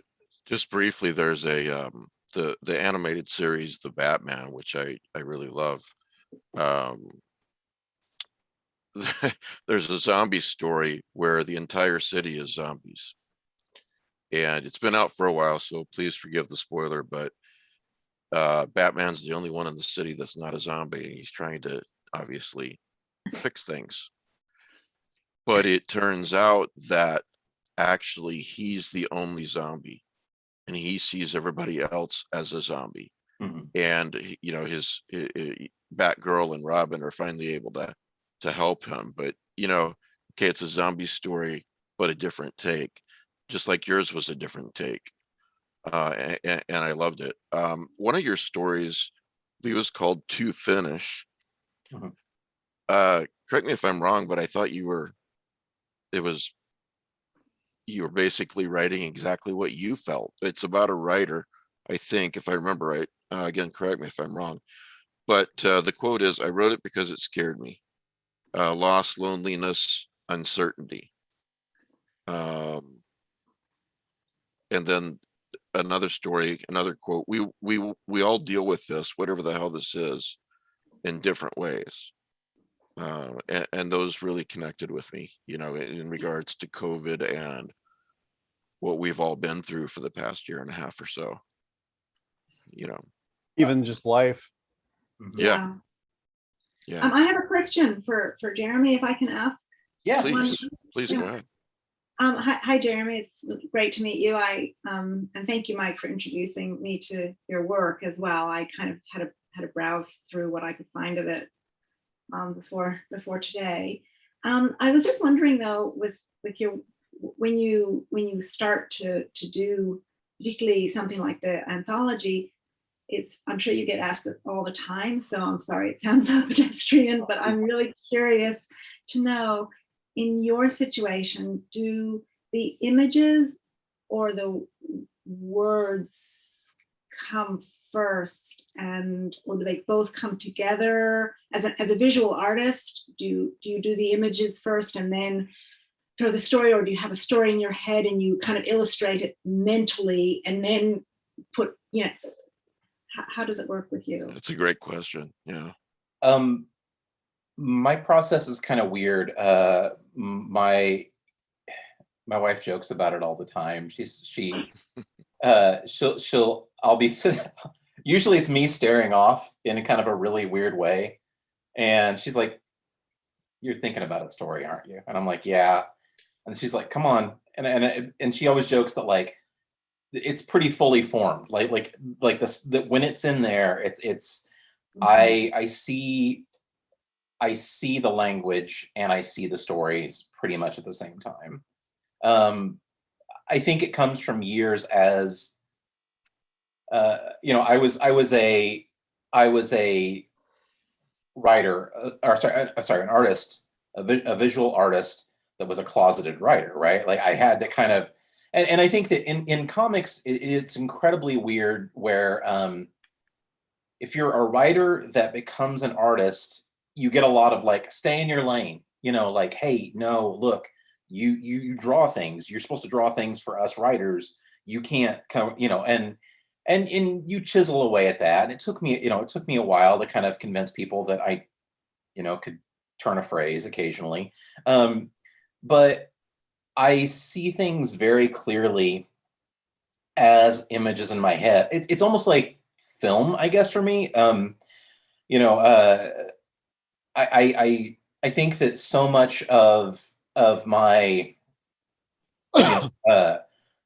poor Midwestern upbringing was finding at a very early age a lot of like fantasy and like Pulp Fiction kind of stories, along with film. And talking about my grandfather, he was a farmer and brilliant man, like kind of I'll have to share. There's a story I wrote that's not included in HAUNTHOLOGY, but it was a tribute to him. I'll share it with you. Forgive the, I'm sorry, audience, but it's no, please. It's a pretty personal one. But he, during the hottest part of the day during the summer, or often the cold of night in the winter, we would take breaks and we would go to the video store and he would rent a couple of movies every day. So part of my growing up was literally waking up at sunrise, feeding the animals, going through and doing all this stuff, and then watching, I would literally watch like a weird horror film, a crazy horror film, and a Cassavetes, movie back to back, because he would just pick up things and you're like, oh, this is interesting. And he would, but I was constantly absorbing visual language at the same time as I was reading, in third grade, I started reading Tolkien, which was kind of a weird gateway drug to, me finding, the like Robert E. Howard was kind of my addiction, finding the Conan novels, and then like finding Solomon Kane and Cole and all these things, which, of course led to this thing where like I realized what a through line Lovecraft was for Robert E. Howard and things like that, and which led me eventually to weirder fiction and crazier fun things. And then my mom was terrified of horror, so she wouldn't let me read King. But then finally I read the Gunslinger, the Dark Tower, the Gunslinger series, and all of this stuff mashed in, and it's the longest way around. Forgive me, I blather, but it's the longest way around saying I see it like a film in my head, and the narration is just there. It's like it rolls, and I not to get too out there with it, but I feel like that sometimes I'm just plucking these things from somewhere else. I don't really understand where they necessarily come from, but I'm just transcribing a story in a way. Yeah, and you mentioned Joe Hill. When Laird was asking me about some of my influences, I know that Joe Hill was a real breakthrough for me as well. 20th Century Ghosts I read with just like I must have read that collection. I don't know how, I've lost count how many times. And then I went on to Heart-Shaped Box, and it just to be able to go from writing those short stories, like you said, and then to be able to pull off what he did in Heart-Shaped Box was as a longer form. I was so in awe of it, but it was so it is so cinematic and so visual, and so I can see your love of him as well coming true.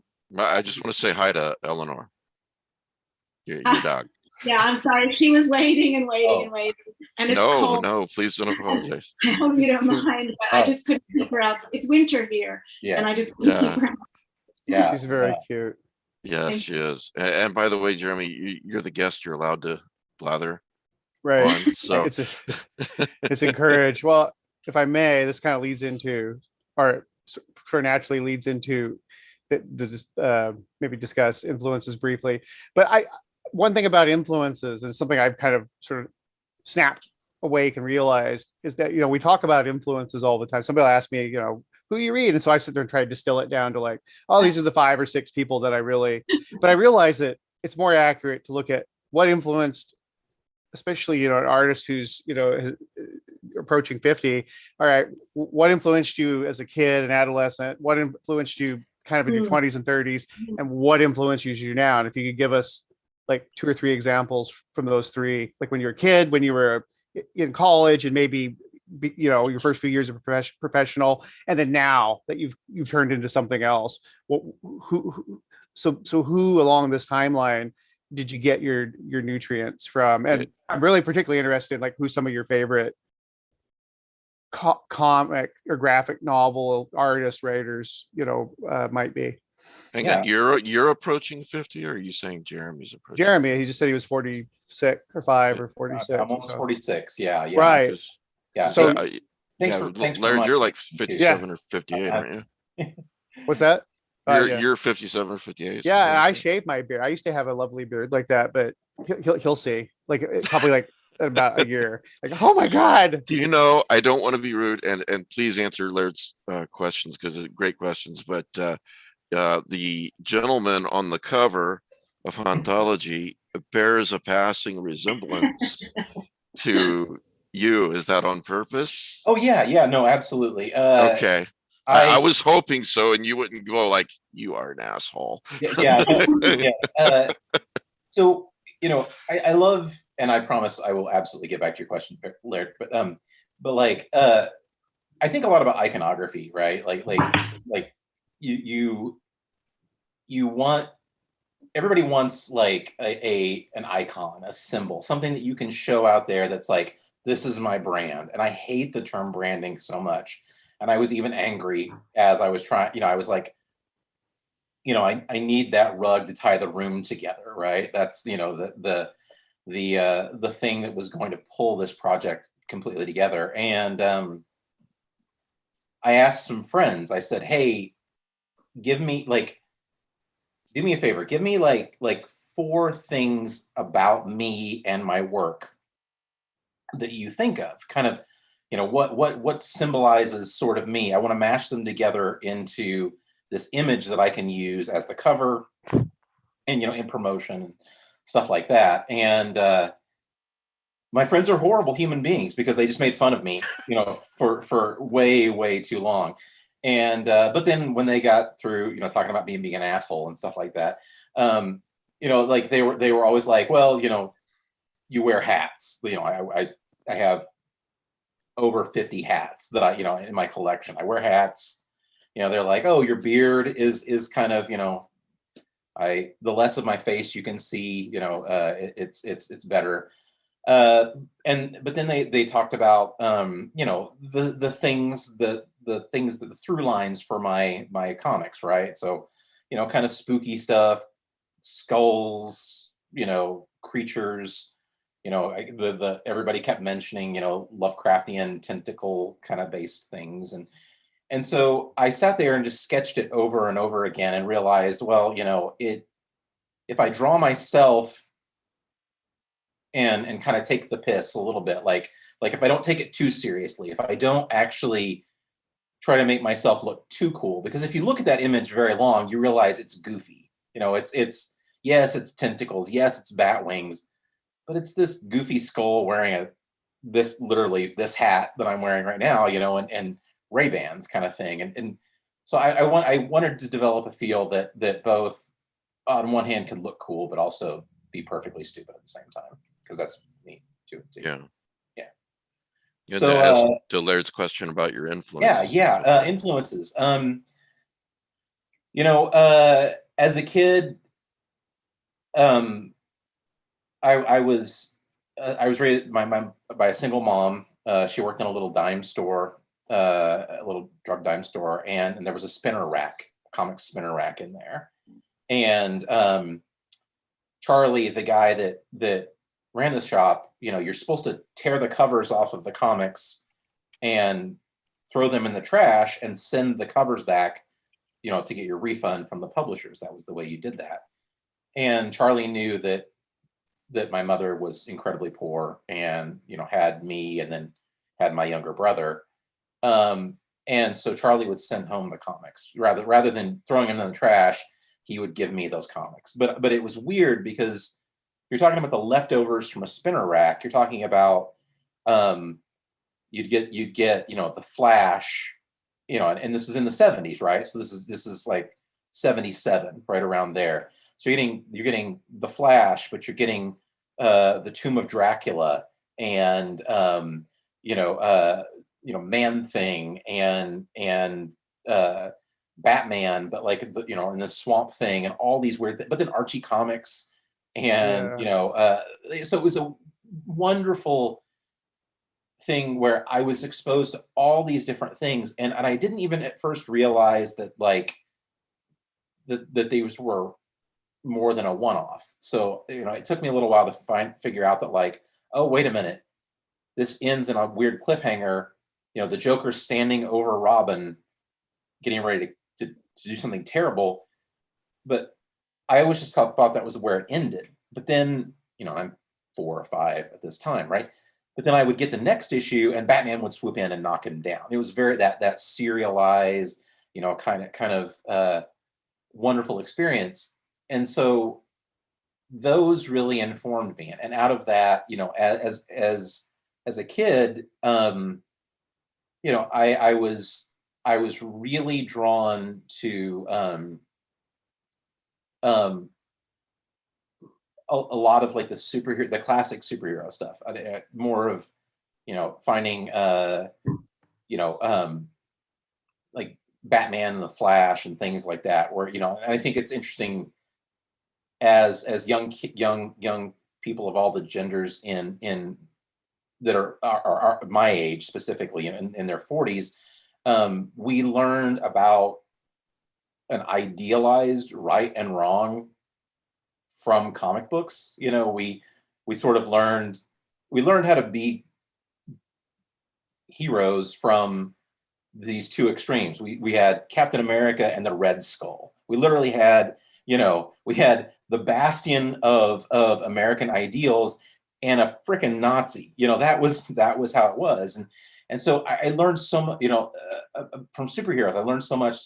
But then, you know, I found the X-Men and those stories, you know, the Claremont Byrne kind of classic, you know, examination of being different, you know, that if you were, you know, because it was about race, it was about preference, it was about all these things, and it was about you are special no matter how you view things. You are, each of those things kind of from comics colored who I was learning to be and what kind of stories I was drawn to. And like I said, in 3rd grade, finding Tolkien, you know, I read I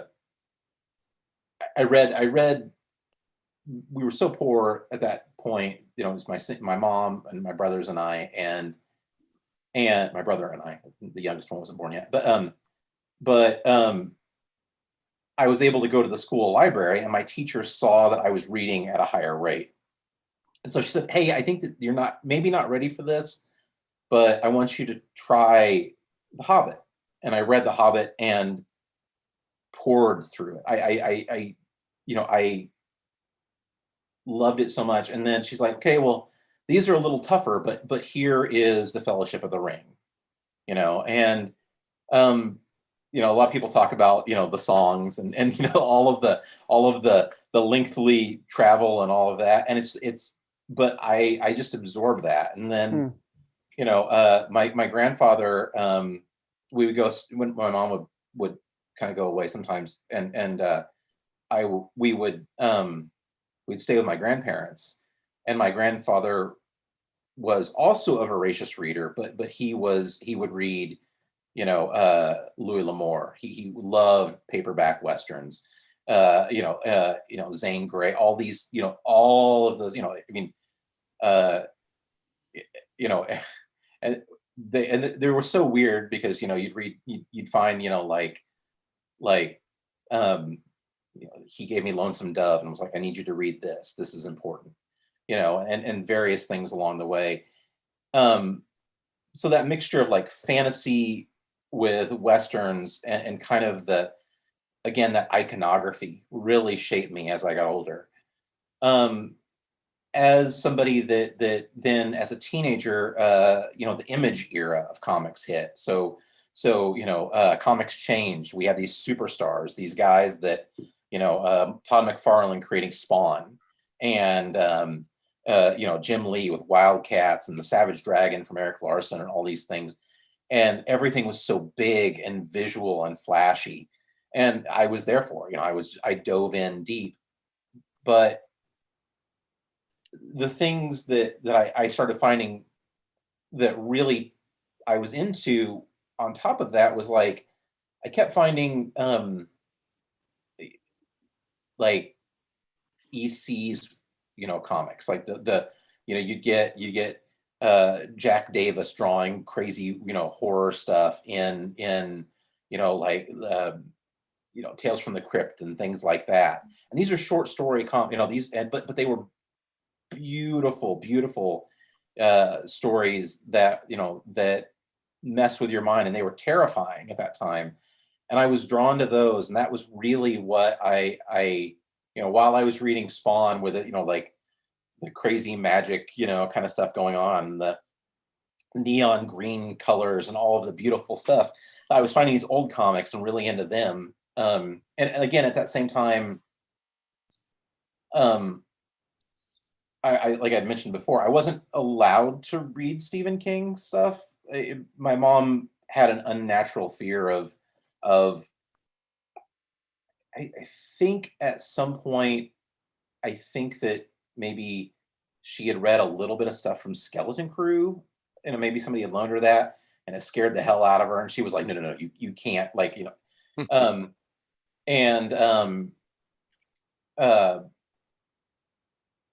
again, this is a long, forgive me for going on and on, but no, you're fine. But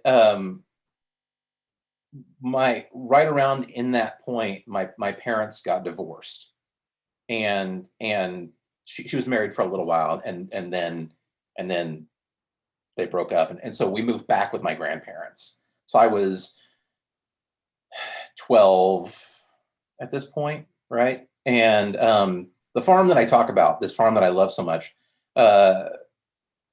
in fact, Laird, one of the first times that you and I spoke together, we kind of talked about the woods, the forests, and how those affected us as people. And I was there, my brother and I were sharing a bed in this creaky old house upstairs on this hog and cattle farm. And it was summer and the windows were open. And hogs scream at night. They fight and they scream, and they sound like people screaming. And at this age, with the loss of family and stuff like that, like my parents splitting up, I dove deeper into comics and all of those things, but I was scared of everything. And so during that time, while my grandpa was renting movies and stuff like that, I decided I decided I was going to read Stephen King stuff, even if my mom said I couldn't. So we were at a local tiny Walmart, and they had the paperback of that first Gunslinger book, and I'm like, it's fantasy. It's a Western, and it's fantasy. I can kind of hide this, like she's not going to figure it out for a little while. I can get this thing read quickly, and she won't figure it out. So I used my money that I kind of saved and bought that book, and those the Dark Tower books were all illustrated, beautifully illustrated. Those which clicked on so many of those things that I was already into. And so I was reading that, and then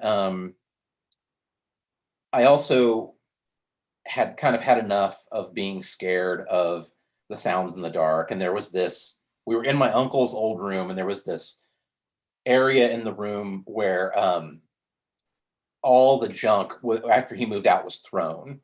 And there was a closet that the junk held this door open, and I could see the crack, and I was just sure at night that I could see red eyes in there. I knew there was something in there, and it scared the hell out of me, and I was so terrified. So I would stay up at night and just stare at that crack and hear the pigs scream outside, the cicadas, that very specific droning sound, Midwestern sound. And it was just, it was a lot.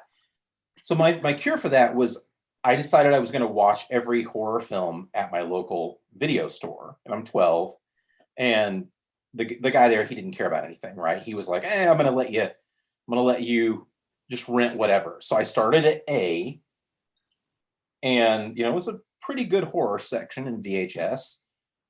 I'm like, God, did I really? I mean, like, think about ABCs of Death or whatever that was. That was really early on in that, but there were just terrifying things. I guess that's a later film. Anyway, I'm messing it up. But I watched everything in that. I was able to put a black and white TV, which maybe helped with some of the gore effects and stuff like that. But it was a black and white TV on a VHS, and I watched everything. And that combination of Image Comics, Stephen King at that point, which, then of course you dive deep, right? Because you've got, in by the time I was 12 in the 80s, he had done tons and tons of things. It was right in, was a few years old at that point. And I just found all these things, and that really colored who I became. And then in high school later, Mike Mignola, Hellboy, and really everything that he kind of did and was attached to. And then, like going back to the horror stuff, like finding more about Bernie Wrightson's stuff, and a lot of like the horror kind of comic stuff really informed that. And then, just sort of absorbing everything. You become, as you get older, as a proper nerd, you dive in, and you never stop. Whenever you have that comic shop that you can finally go to, and I was in a bigger city, so I was able to go to a proper comic shop, and I was able to go and look at, find, both like Fangoria magazine, but then like Famous Monsters of Filmland, and all of these things that, I was able to both read and absorb all of that breadth of stuff, but then constantly drawing everything that I saw. I never stopped. And Jeremy, I'm curious. I'm sorry to interrupt, but no, please. You talked about how the combination of the red eyes from the closet and the screaming outside and so forth, at a young age, I'm sure that was really scary, as you said. I read an article recently about watching horror movies, and reading horror is actually good for anxiety, because you focus on that instead of whatever is making you anxious in your life. I'm really oversimplifying this article, but I thought it made sense. I'm just curious, when you started watching all these horror movies, A to Z, did it help or did it make it worse? Oh no, it helped immensely. I mean, Okay. Yeah. The first thing that I realized was that the monsters were cool, right? Right. Like that the inexplicable thing, because the reality of it is like the trailer, the ad for the new Nightmare on Elm Street movie would be on TV. I still remember, and it was a lot. I was a lot younger, but I was standing there watching TV, and that the trailer for the movie Magic with Anthony Hopkins came up, and it's the dummy talking, and he's talking, and it's just a close up on the dummy, and he just gets creepier and creepier and creepier as he talks. And I'm going to be tough and just go ahead and say that it's hyperbole that I piss my pants, but I was terrified as a young kid over that. But realizing that what a gift it was to see that, to watch the monster die at the end of the story, to watch this triumph, even though if it comes at a massive cost, right? Mm-hmm. I knew that The Exorcist existed. I knew how terrifying that was. We talked about it in school, right? A friend of mine brought a copy of Fangoria to school and showed us these beautiful, high-res, gory pages from American Werewolf in London, right? With those terrible Nazi demons cutting his throat, and it was Fangoria, right? So that was focused on that thing. That scared the hell out of me. But then I watched American Werewolf in London and was like, okay, but it's an examination about the creature, the monster inside of you, and not wanting to be that, and how cool that is. And you understand that not all monsters are even the bad guys in these stories. Right. There's so much more complexity, and some stuff I didn't understand. It was a way over my head, but I think that it was freeing. I learned to love the stories and the creatures, and it built on everything else that I was absorbing. And I completely agree. I think it can be healing. I think that even taking it to, or at least help. Yeah, no, absolutely. And and I think taking it to this current thing, it's like horror as therapy for me. I was able to talk about terrible, terrifying things, the loss of self, examining things like the idea of Alzheimer's or something like that. Mm-hmm. In horror stories, it is freeing. It does something, and it's also fun.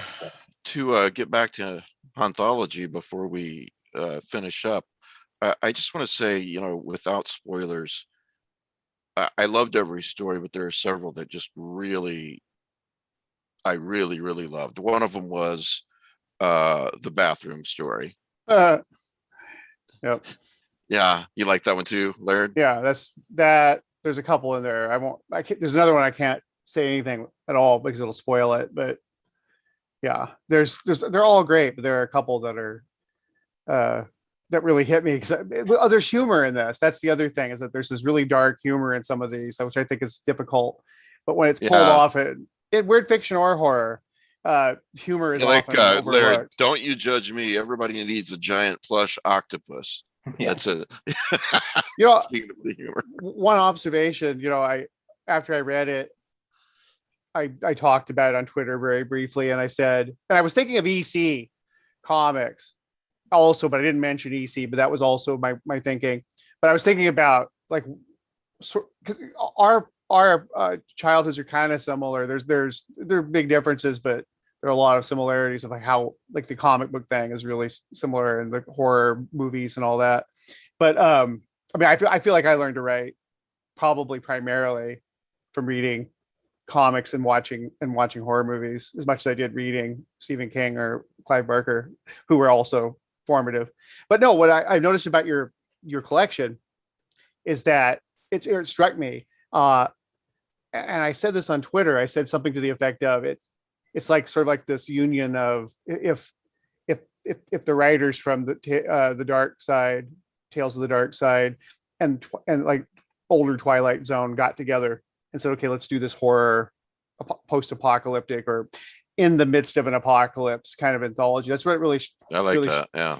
Like there's lots of other stuff too, but when you describe, like, I'm not at all surprised that the Tomb of Dracula, because there's like we're all, you talked about plucking things. I've always talked about, Stephen King talks about excavation, like you're almost, you find the story. Others talk about it's like carving a statue, but the statue's in there. You're simply knocking off. And I think actually sculptors have said that. Probably famous sculptors have said that.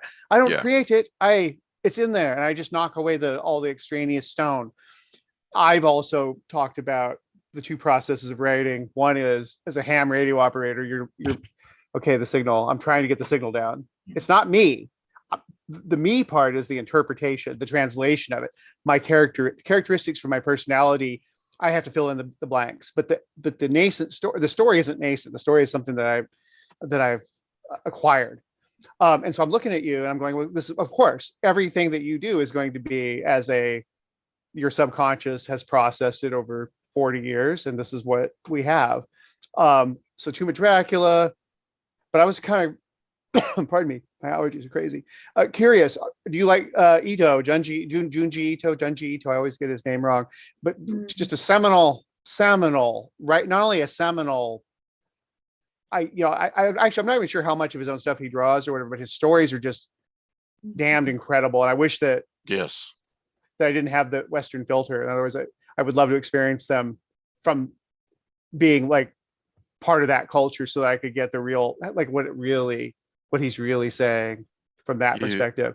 But that whether or not he's an influence of yours, I feel that there was a little, and he reminds me of like an Eastern Ligotti. There's like he's more interested in narratives, but there's still this depersonalization and the idea of a narrator as a cipher, that the narrator really isn't important. They're us. They're the aperture that we're going to experience the story through. The story itself, there is no, there really doesn't have to be a resolution. Just this thing is happening, and Ligotti does that. And I've noticed that your collection really, there's not like, you can't really just compare them. It's your thing is your thing and Ito's is his. But I certainly felt like you're both tapped into, you were tapping into something similar, and Ligotti as well. This ineffable yet mundane, like mundane grown monstrous. Right. If I'm putting that. No. Yeah, like the story about the guy who went for a walk at night, and I won't spoil what he comes across, but it is exactly that, Laird, mundane but monstrous. Right, the weirdness, and it goes back to what we were talking about Jennifer earlier, is that you can't paint it with a broad brush, but you can kind of look at trends or through lines or whatever, like overarching concepts, and that you can find horror and you can find weirdness in the everyday. It doesn't necessarily have to be supernatural or occult or anything else. It doesn't have to be extra to our existence. It's simply, oh, I never knew that. I do that every day. I find out something new that either delights or horrifies me, but it was always there. And I really feel like you and Ito and Ligotti all are sort of accomplishing that. That's how whether you unconsciously are doing it or not, but that's what I got this really fundamental feeling of, yeah, there's this overarching weirdness, but there's also, by narrowing down to these little microcosm, these little vignettes, that we're also seeing the weirdness of just some of these people would be unusual, weird, having strange interactions with reality compared to their roommates or their neighbors, even without this apocalypse. A lot of these vignettes could have occurred in some other time or place, and they'd still be very strange. So in other words, that the strangeness is external but also internal. That they're almost like this these a low pressure and a high pressure system are meeting. I was reading it and I got to the story called "I Will Do Dark Things." Yeah. And I thought, wow, what a great title. And I am not going to spoil it, Jeremy. No. But then I get to the end, and it's just this complete. I can't even talk about it. But the ending was just perfect. Just great. Yes, it was. And the other story that I want to mention before we finish up that I just truly enjoyed, and I did enjoy all of them, but was the class of 1894. And again, you know, a lot of these stories, it's weird fiction. You explain nothing about why this horrifying, strange thing happened.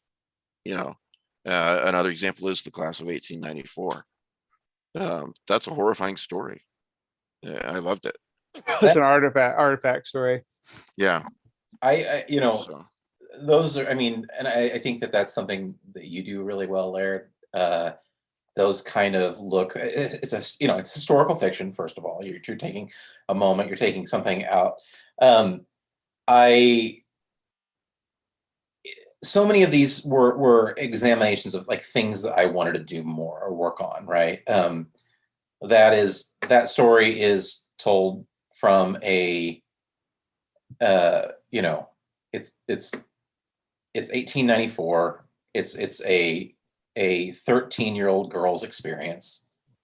You know, as a middle-aged white dude writing a young girl from that time period, I wanted to try it, and I really, you know, I love first audiences. Those are my favorite things, right? So, you know, that was one of the stories that I immediately was like, you know, my wife and our best friend Ivy. I was like, okay, look, please read this and please tell me, you know, if any of this doesn't ring true, like just yell at me, whatever you need to do. But I felt that terror, and I felt, you know, it was a story that sometimes you have like a shtick, right? The thing that you want to do. And the idea was, as each page unfolds in the 5-page story, it's one image. It's a class photo. Yes. And I actually collect old class photos from you know, just through, I have some that are from the 1800s. I have one specifically from Joplin, from my hometown, you know, in right around that time period. And so these really formal pictures of you know, these groups of you know, kids and the teacher, and you kind of, you look at those and you sort of build these worlds for these people, right? You imagine like, look, you know, like there's I talk about in that story the handsome boy, you know, and you build these things, but the idea in this was each page is the same. It's the same image of this thing, but there's a very subtle change in the image, and then everything else is basically prose. And yes. You know, I realized that I kind of, you know, chastised myself for not writing prose, but that was as close as this got, you know. And maybe it was me, you know, putting like a toe into prose a little bit and seeing what I could do. Still not confident enough. It's going to take a while, maybe. But no, I think you succeeded in that story, and I loved it. And again, no spoilers as much as I can, but the stone in the field, a chill ran down my spine, you know, because I was like, okay, I don't know what's going to happen, but it's not going to be good, you know. So that never is. Yeah. Now this is going to be a Kickstarter starting on July the 6th. Is that right, Jeremy? Yeah. I basically have been having a prolonged panic attack for the past, you know, couple of weeks preparing for this crazy thing. There is.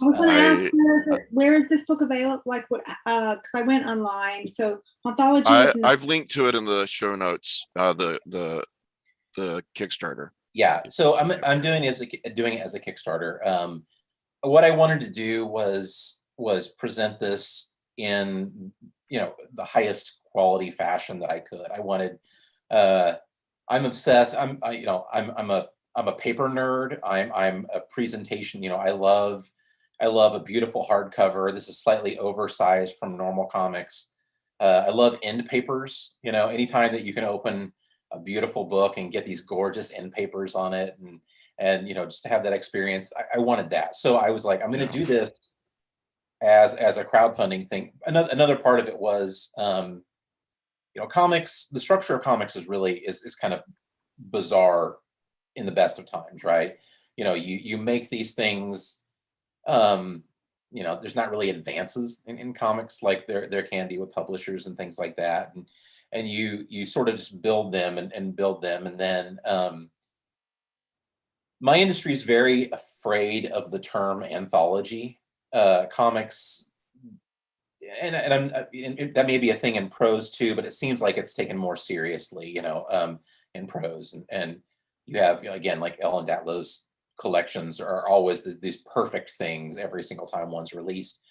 But like in comics, publishers often are scared to do that. It's like, oh, that's a big risk, because sometimes they can be uneven. You can have, one that's really well drawn, but then something else that's not great. And so doing it as a Kickstarter was an opportunity for me to connect directly to my audience and give them an elevated experience. Say, this isn't just going to be a paperback, it's going to be a beautiful hardcover.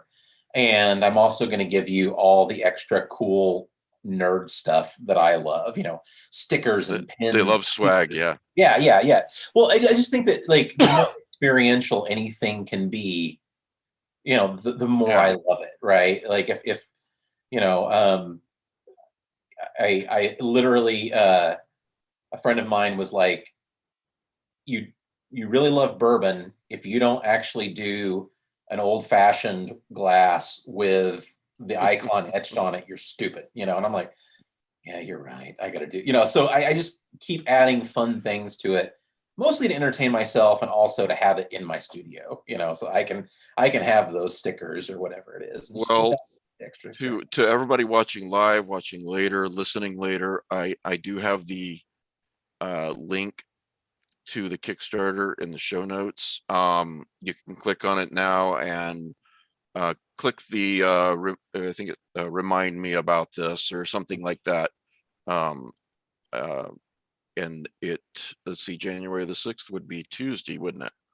So is it a 30-day Kickstarter or? Yeah, it's a 30-day Kickstarter. I'm doing a special thing day one. If you back day one and get the physical copy of the book or whatever it is, you get a great little enamel pin of the icon, the goofy version of me, but it's a special edition one that I'm only doing for the Kickstarter, but it's free, just that little thing. It's a thank you. As with everything we do, right, it's a connection to your audience.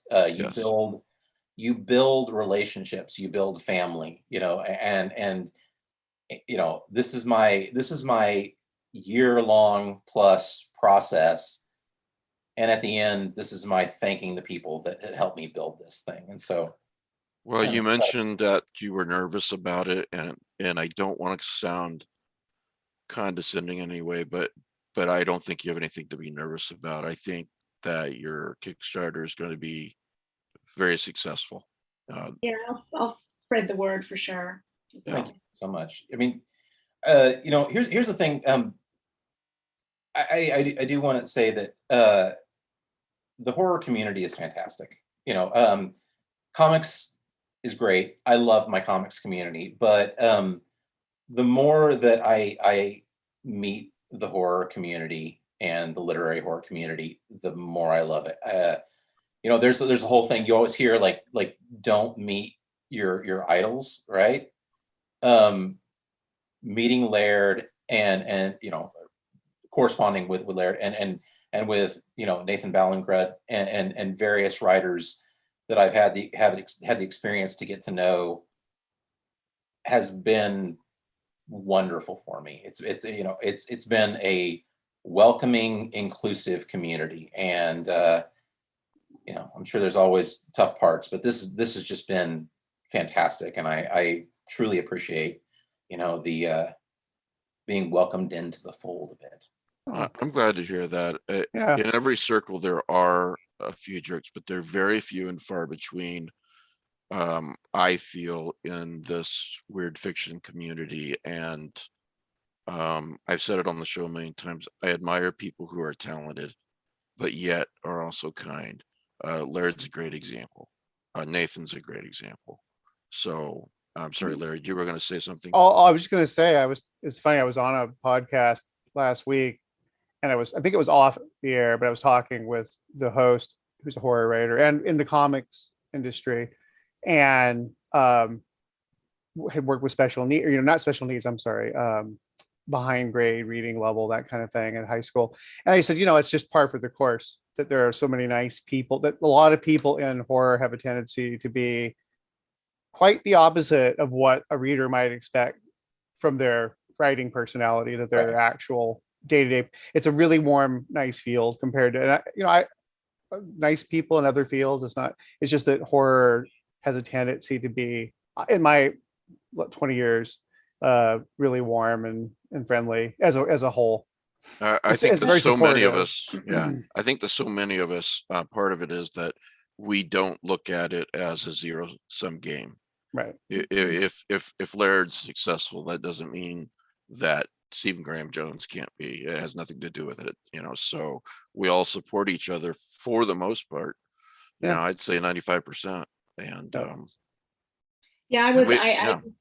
completely agree with those observations, Jeremy and Laird and Mike. And I was fascinated with, Mike, what you said about what you read about reading or writing horror as being an anxiety, as like good for anxiety or whatever it was that you said. And I think that I've never kind of heard it expressed like that, but maybe that's kind of part of it. Trying to convince my wife so that she'll watch more horror movies with me.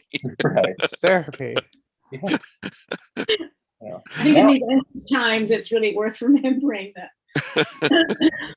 Now the trick that I have to try to pull, after such a warm welcome to a great community, is just trying to get more of you to come write comics too, because that's the trick, because I love the idea. I'm greedy, and I want you to be like, hey, come over here and check out my thing too.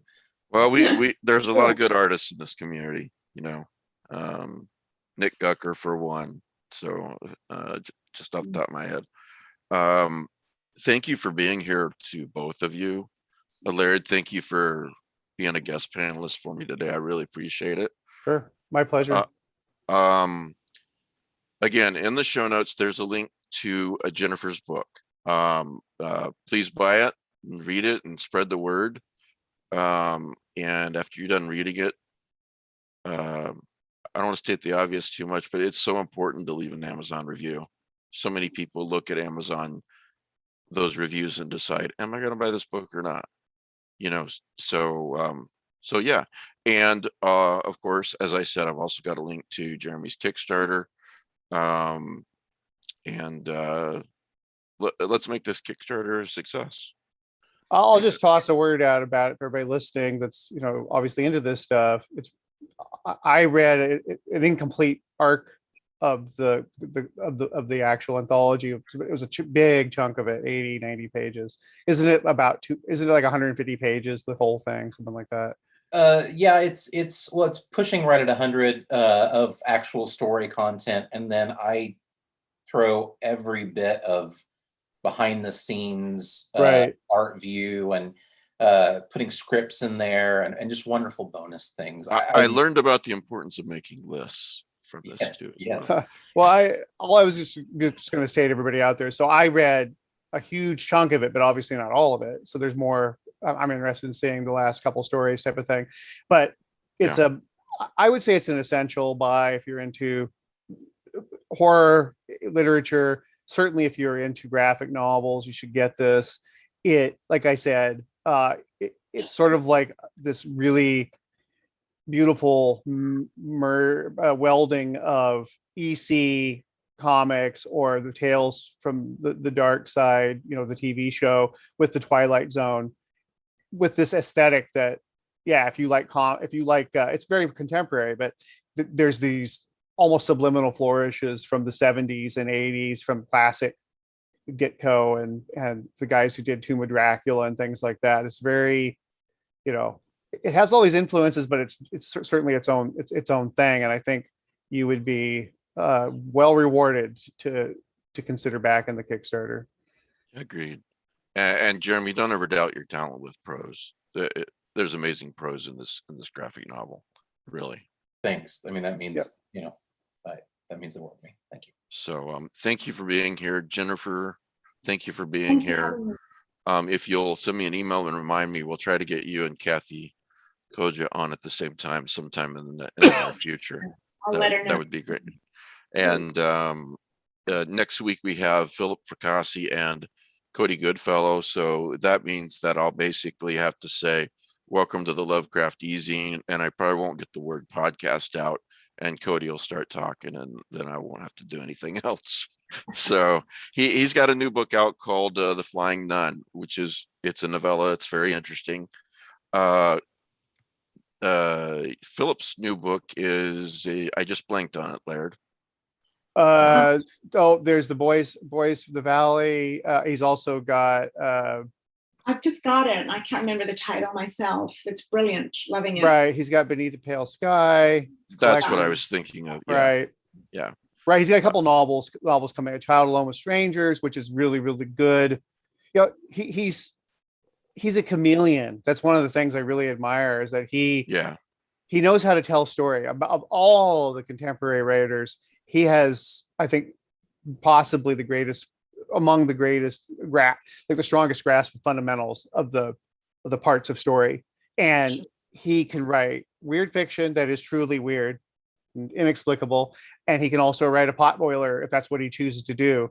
And I felt like this Child Alone with Strangers, which will be coming out, I believe, next year, from Sky, I want to say Talos, which is an imprint of Skyhorse, Nightshade, that whole crowd over there.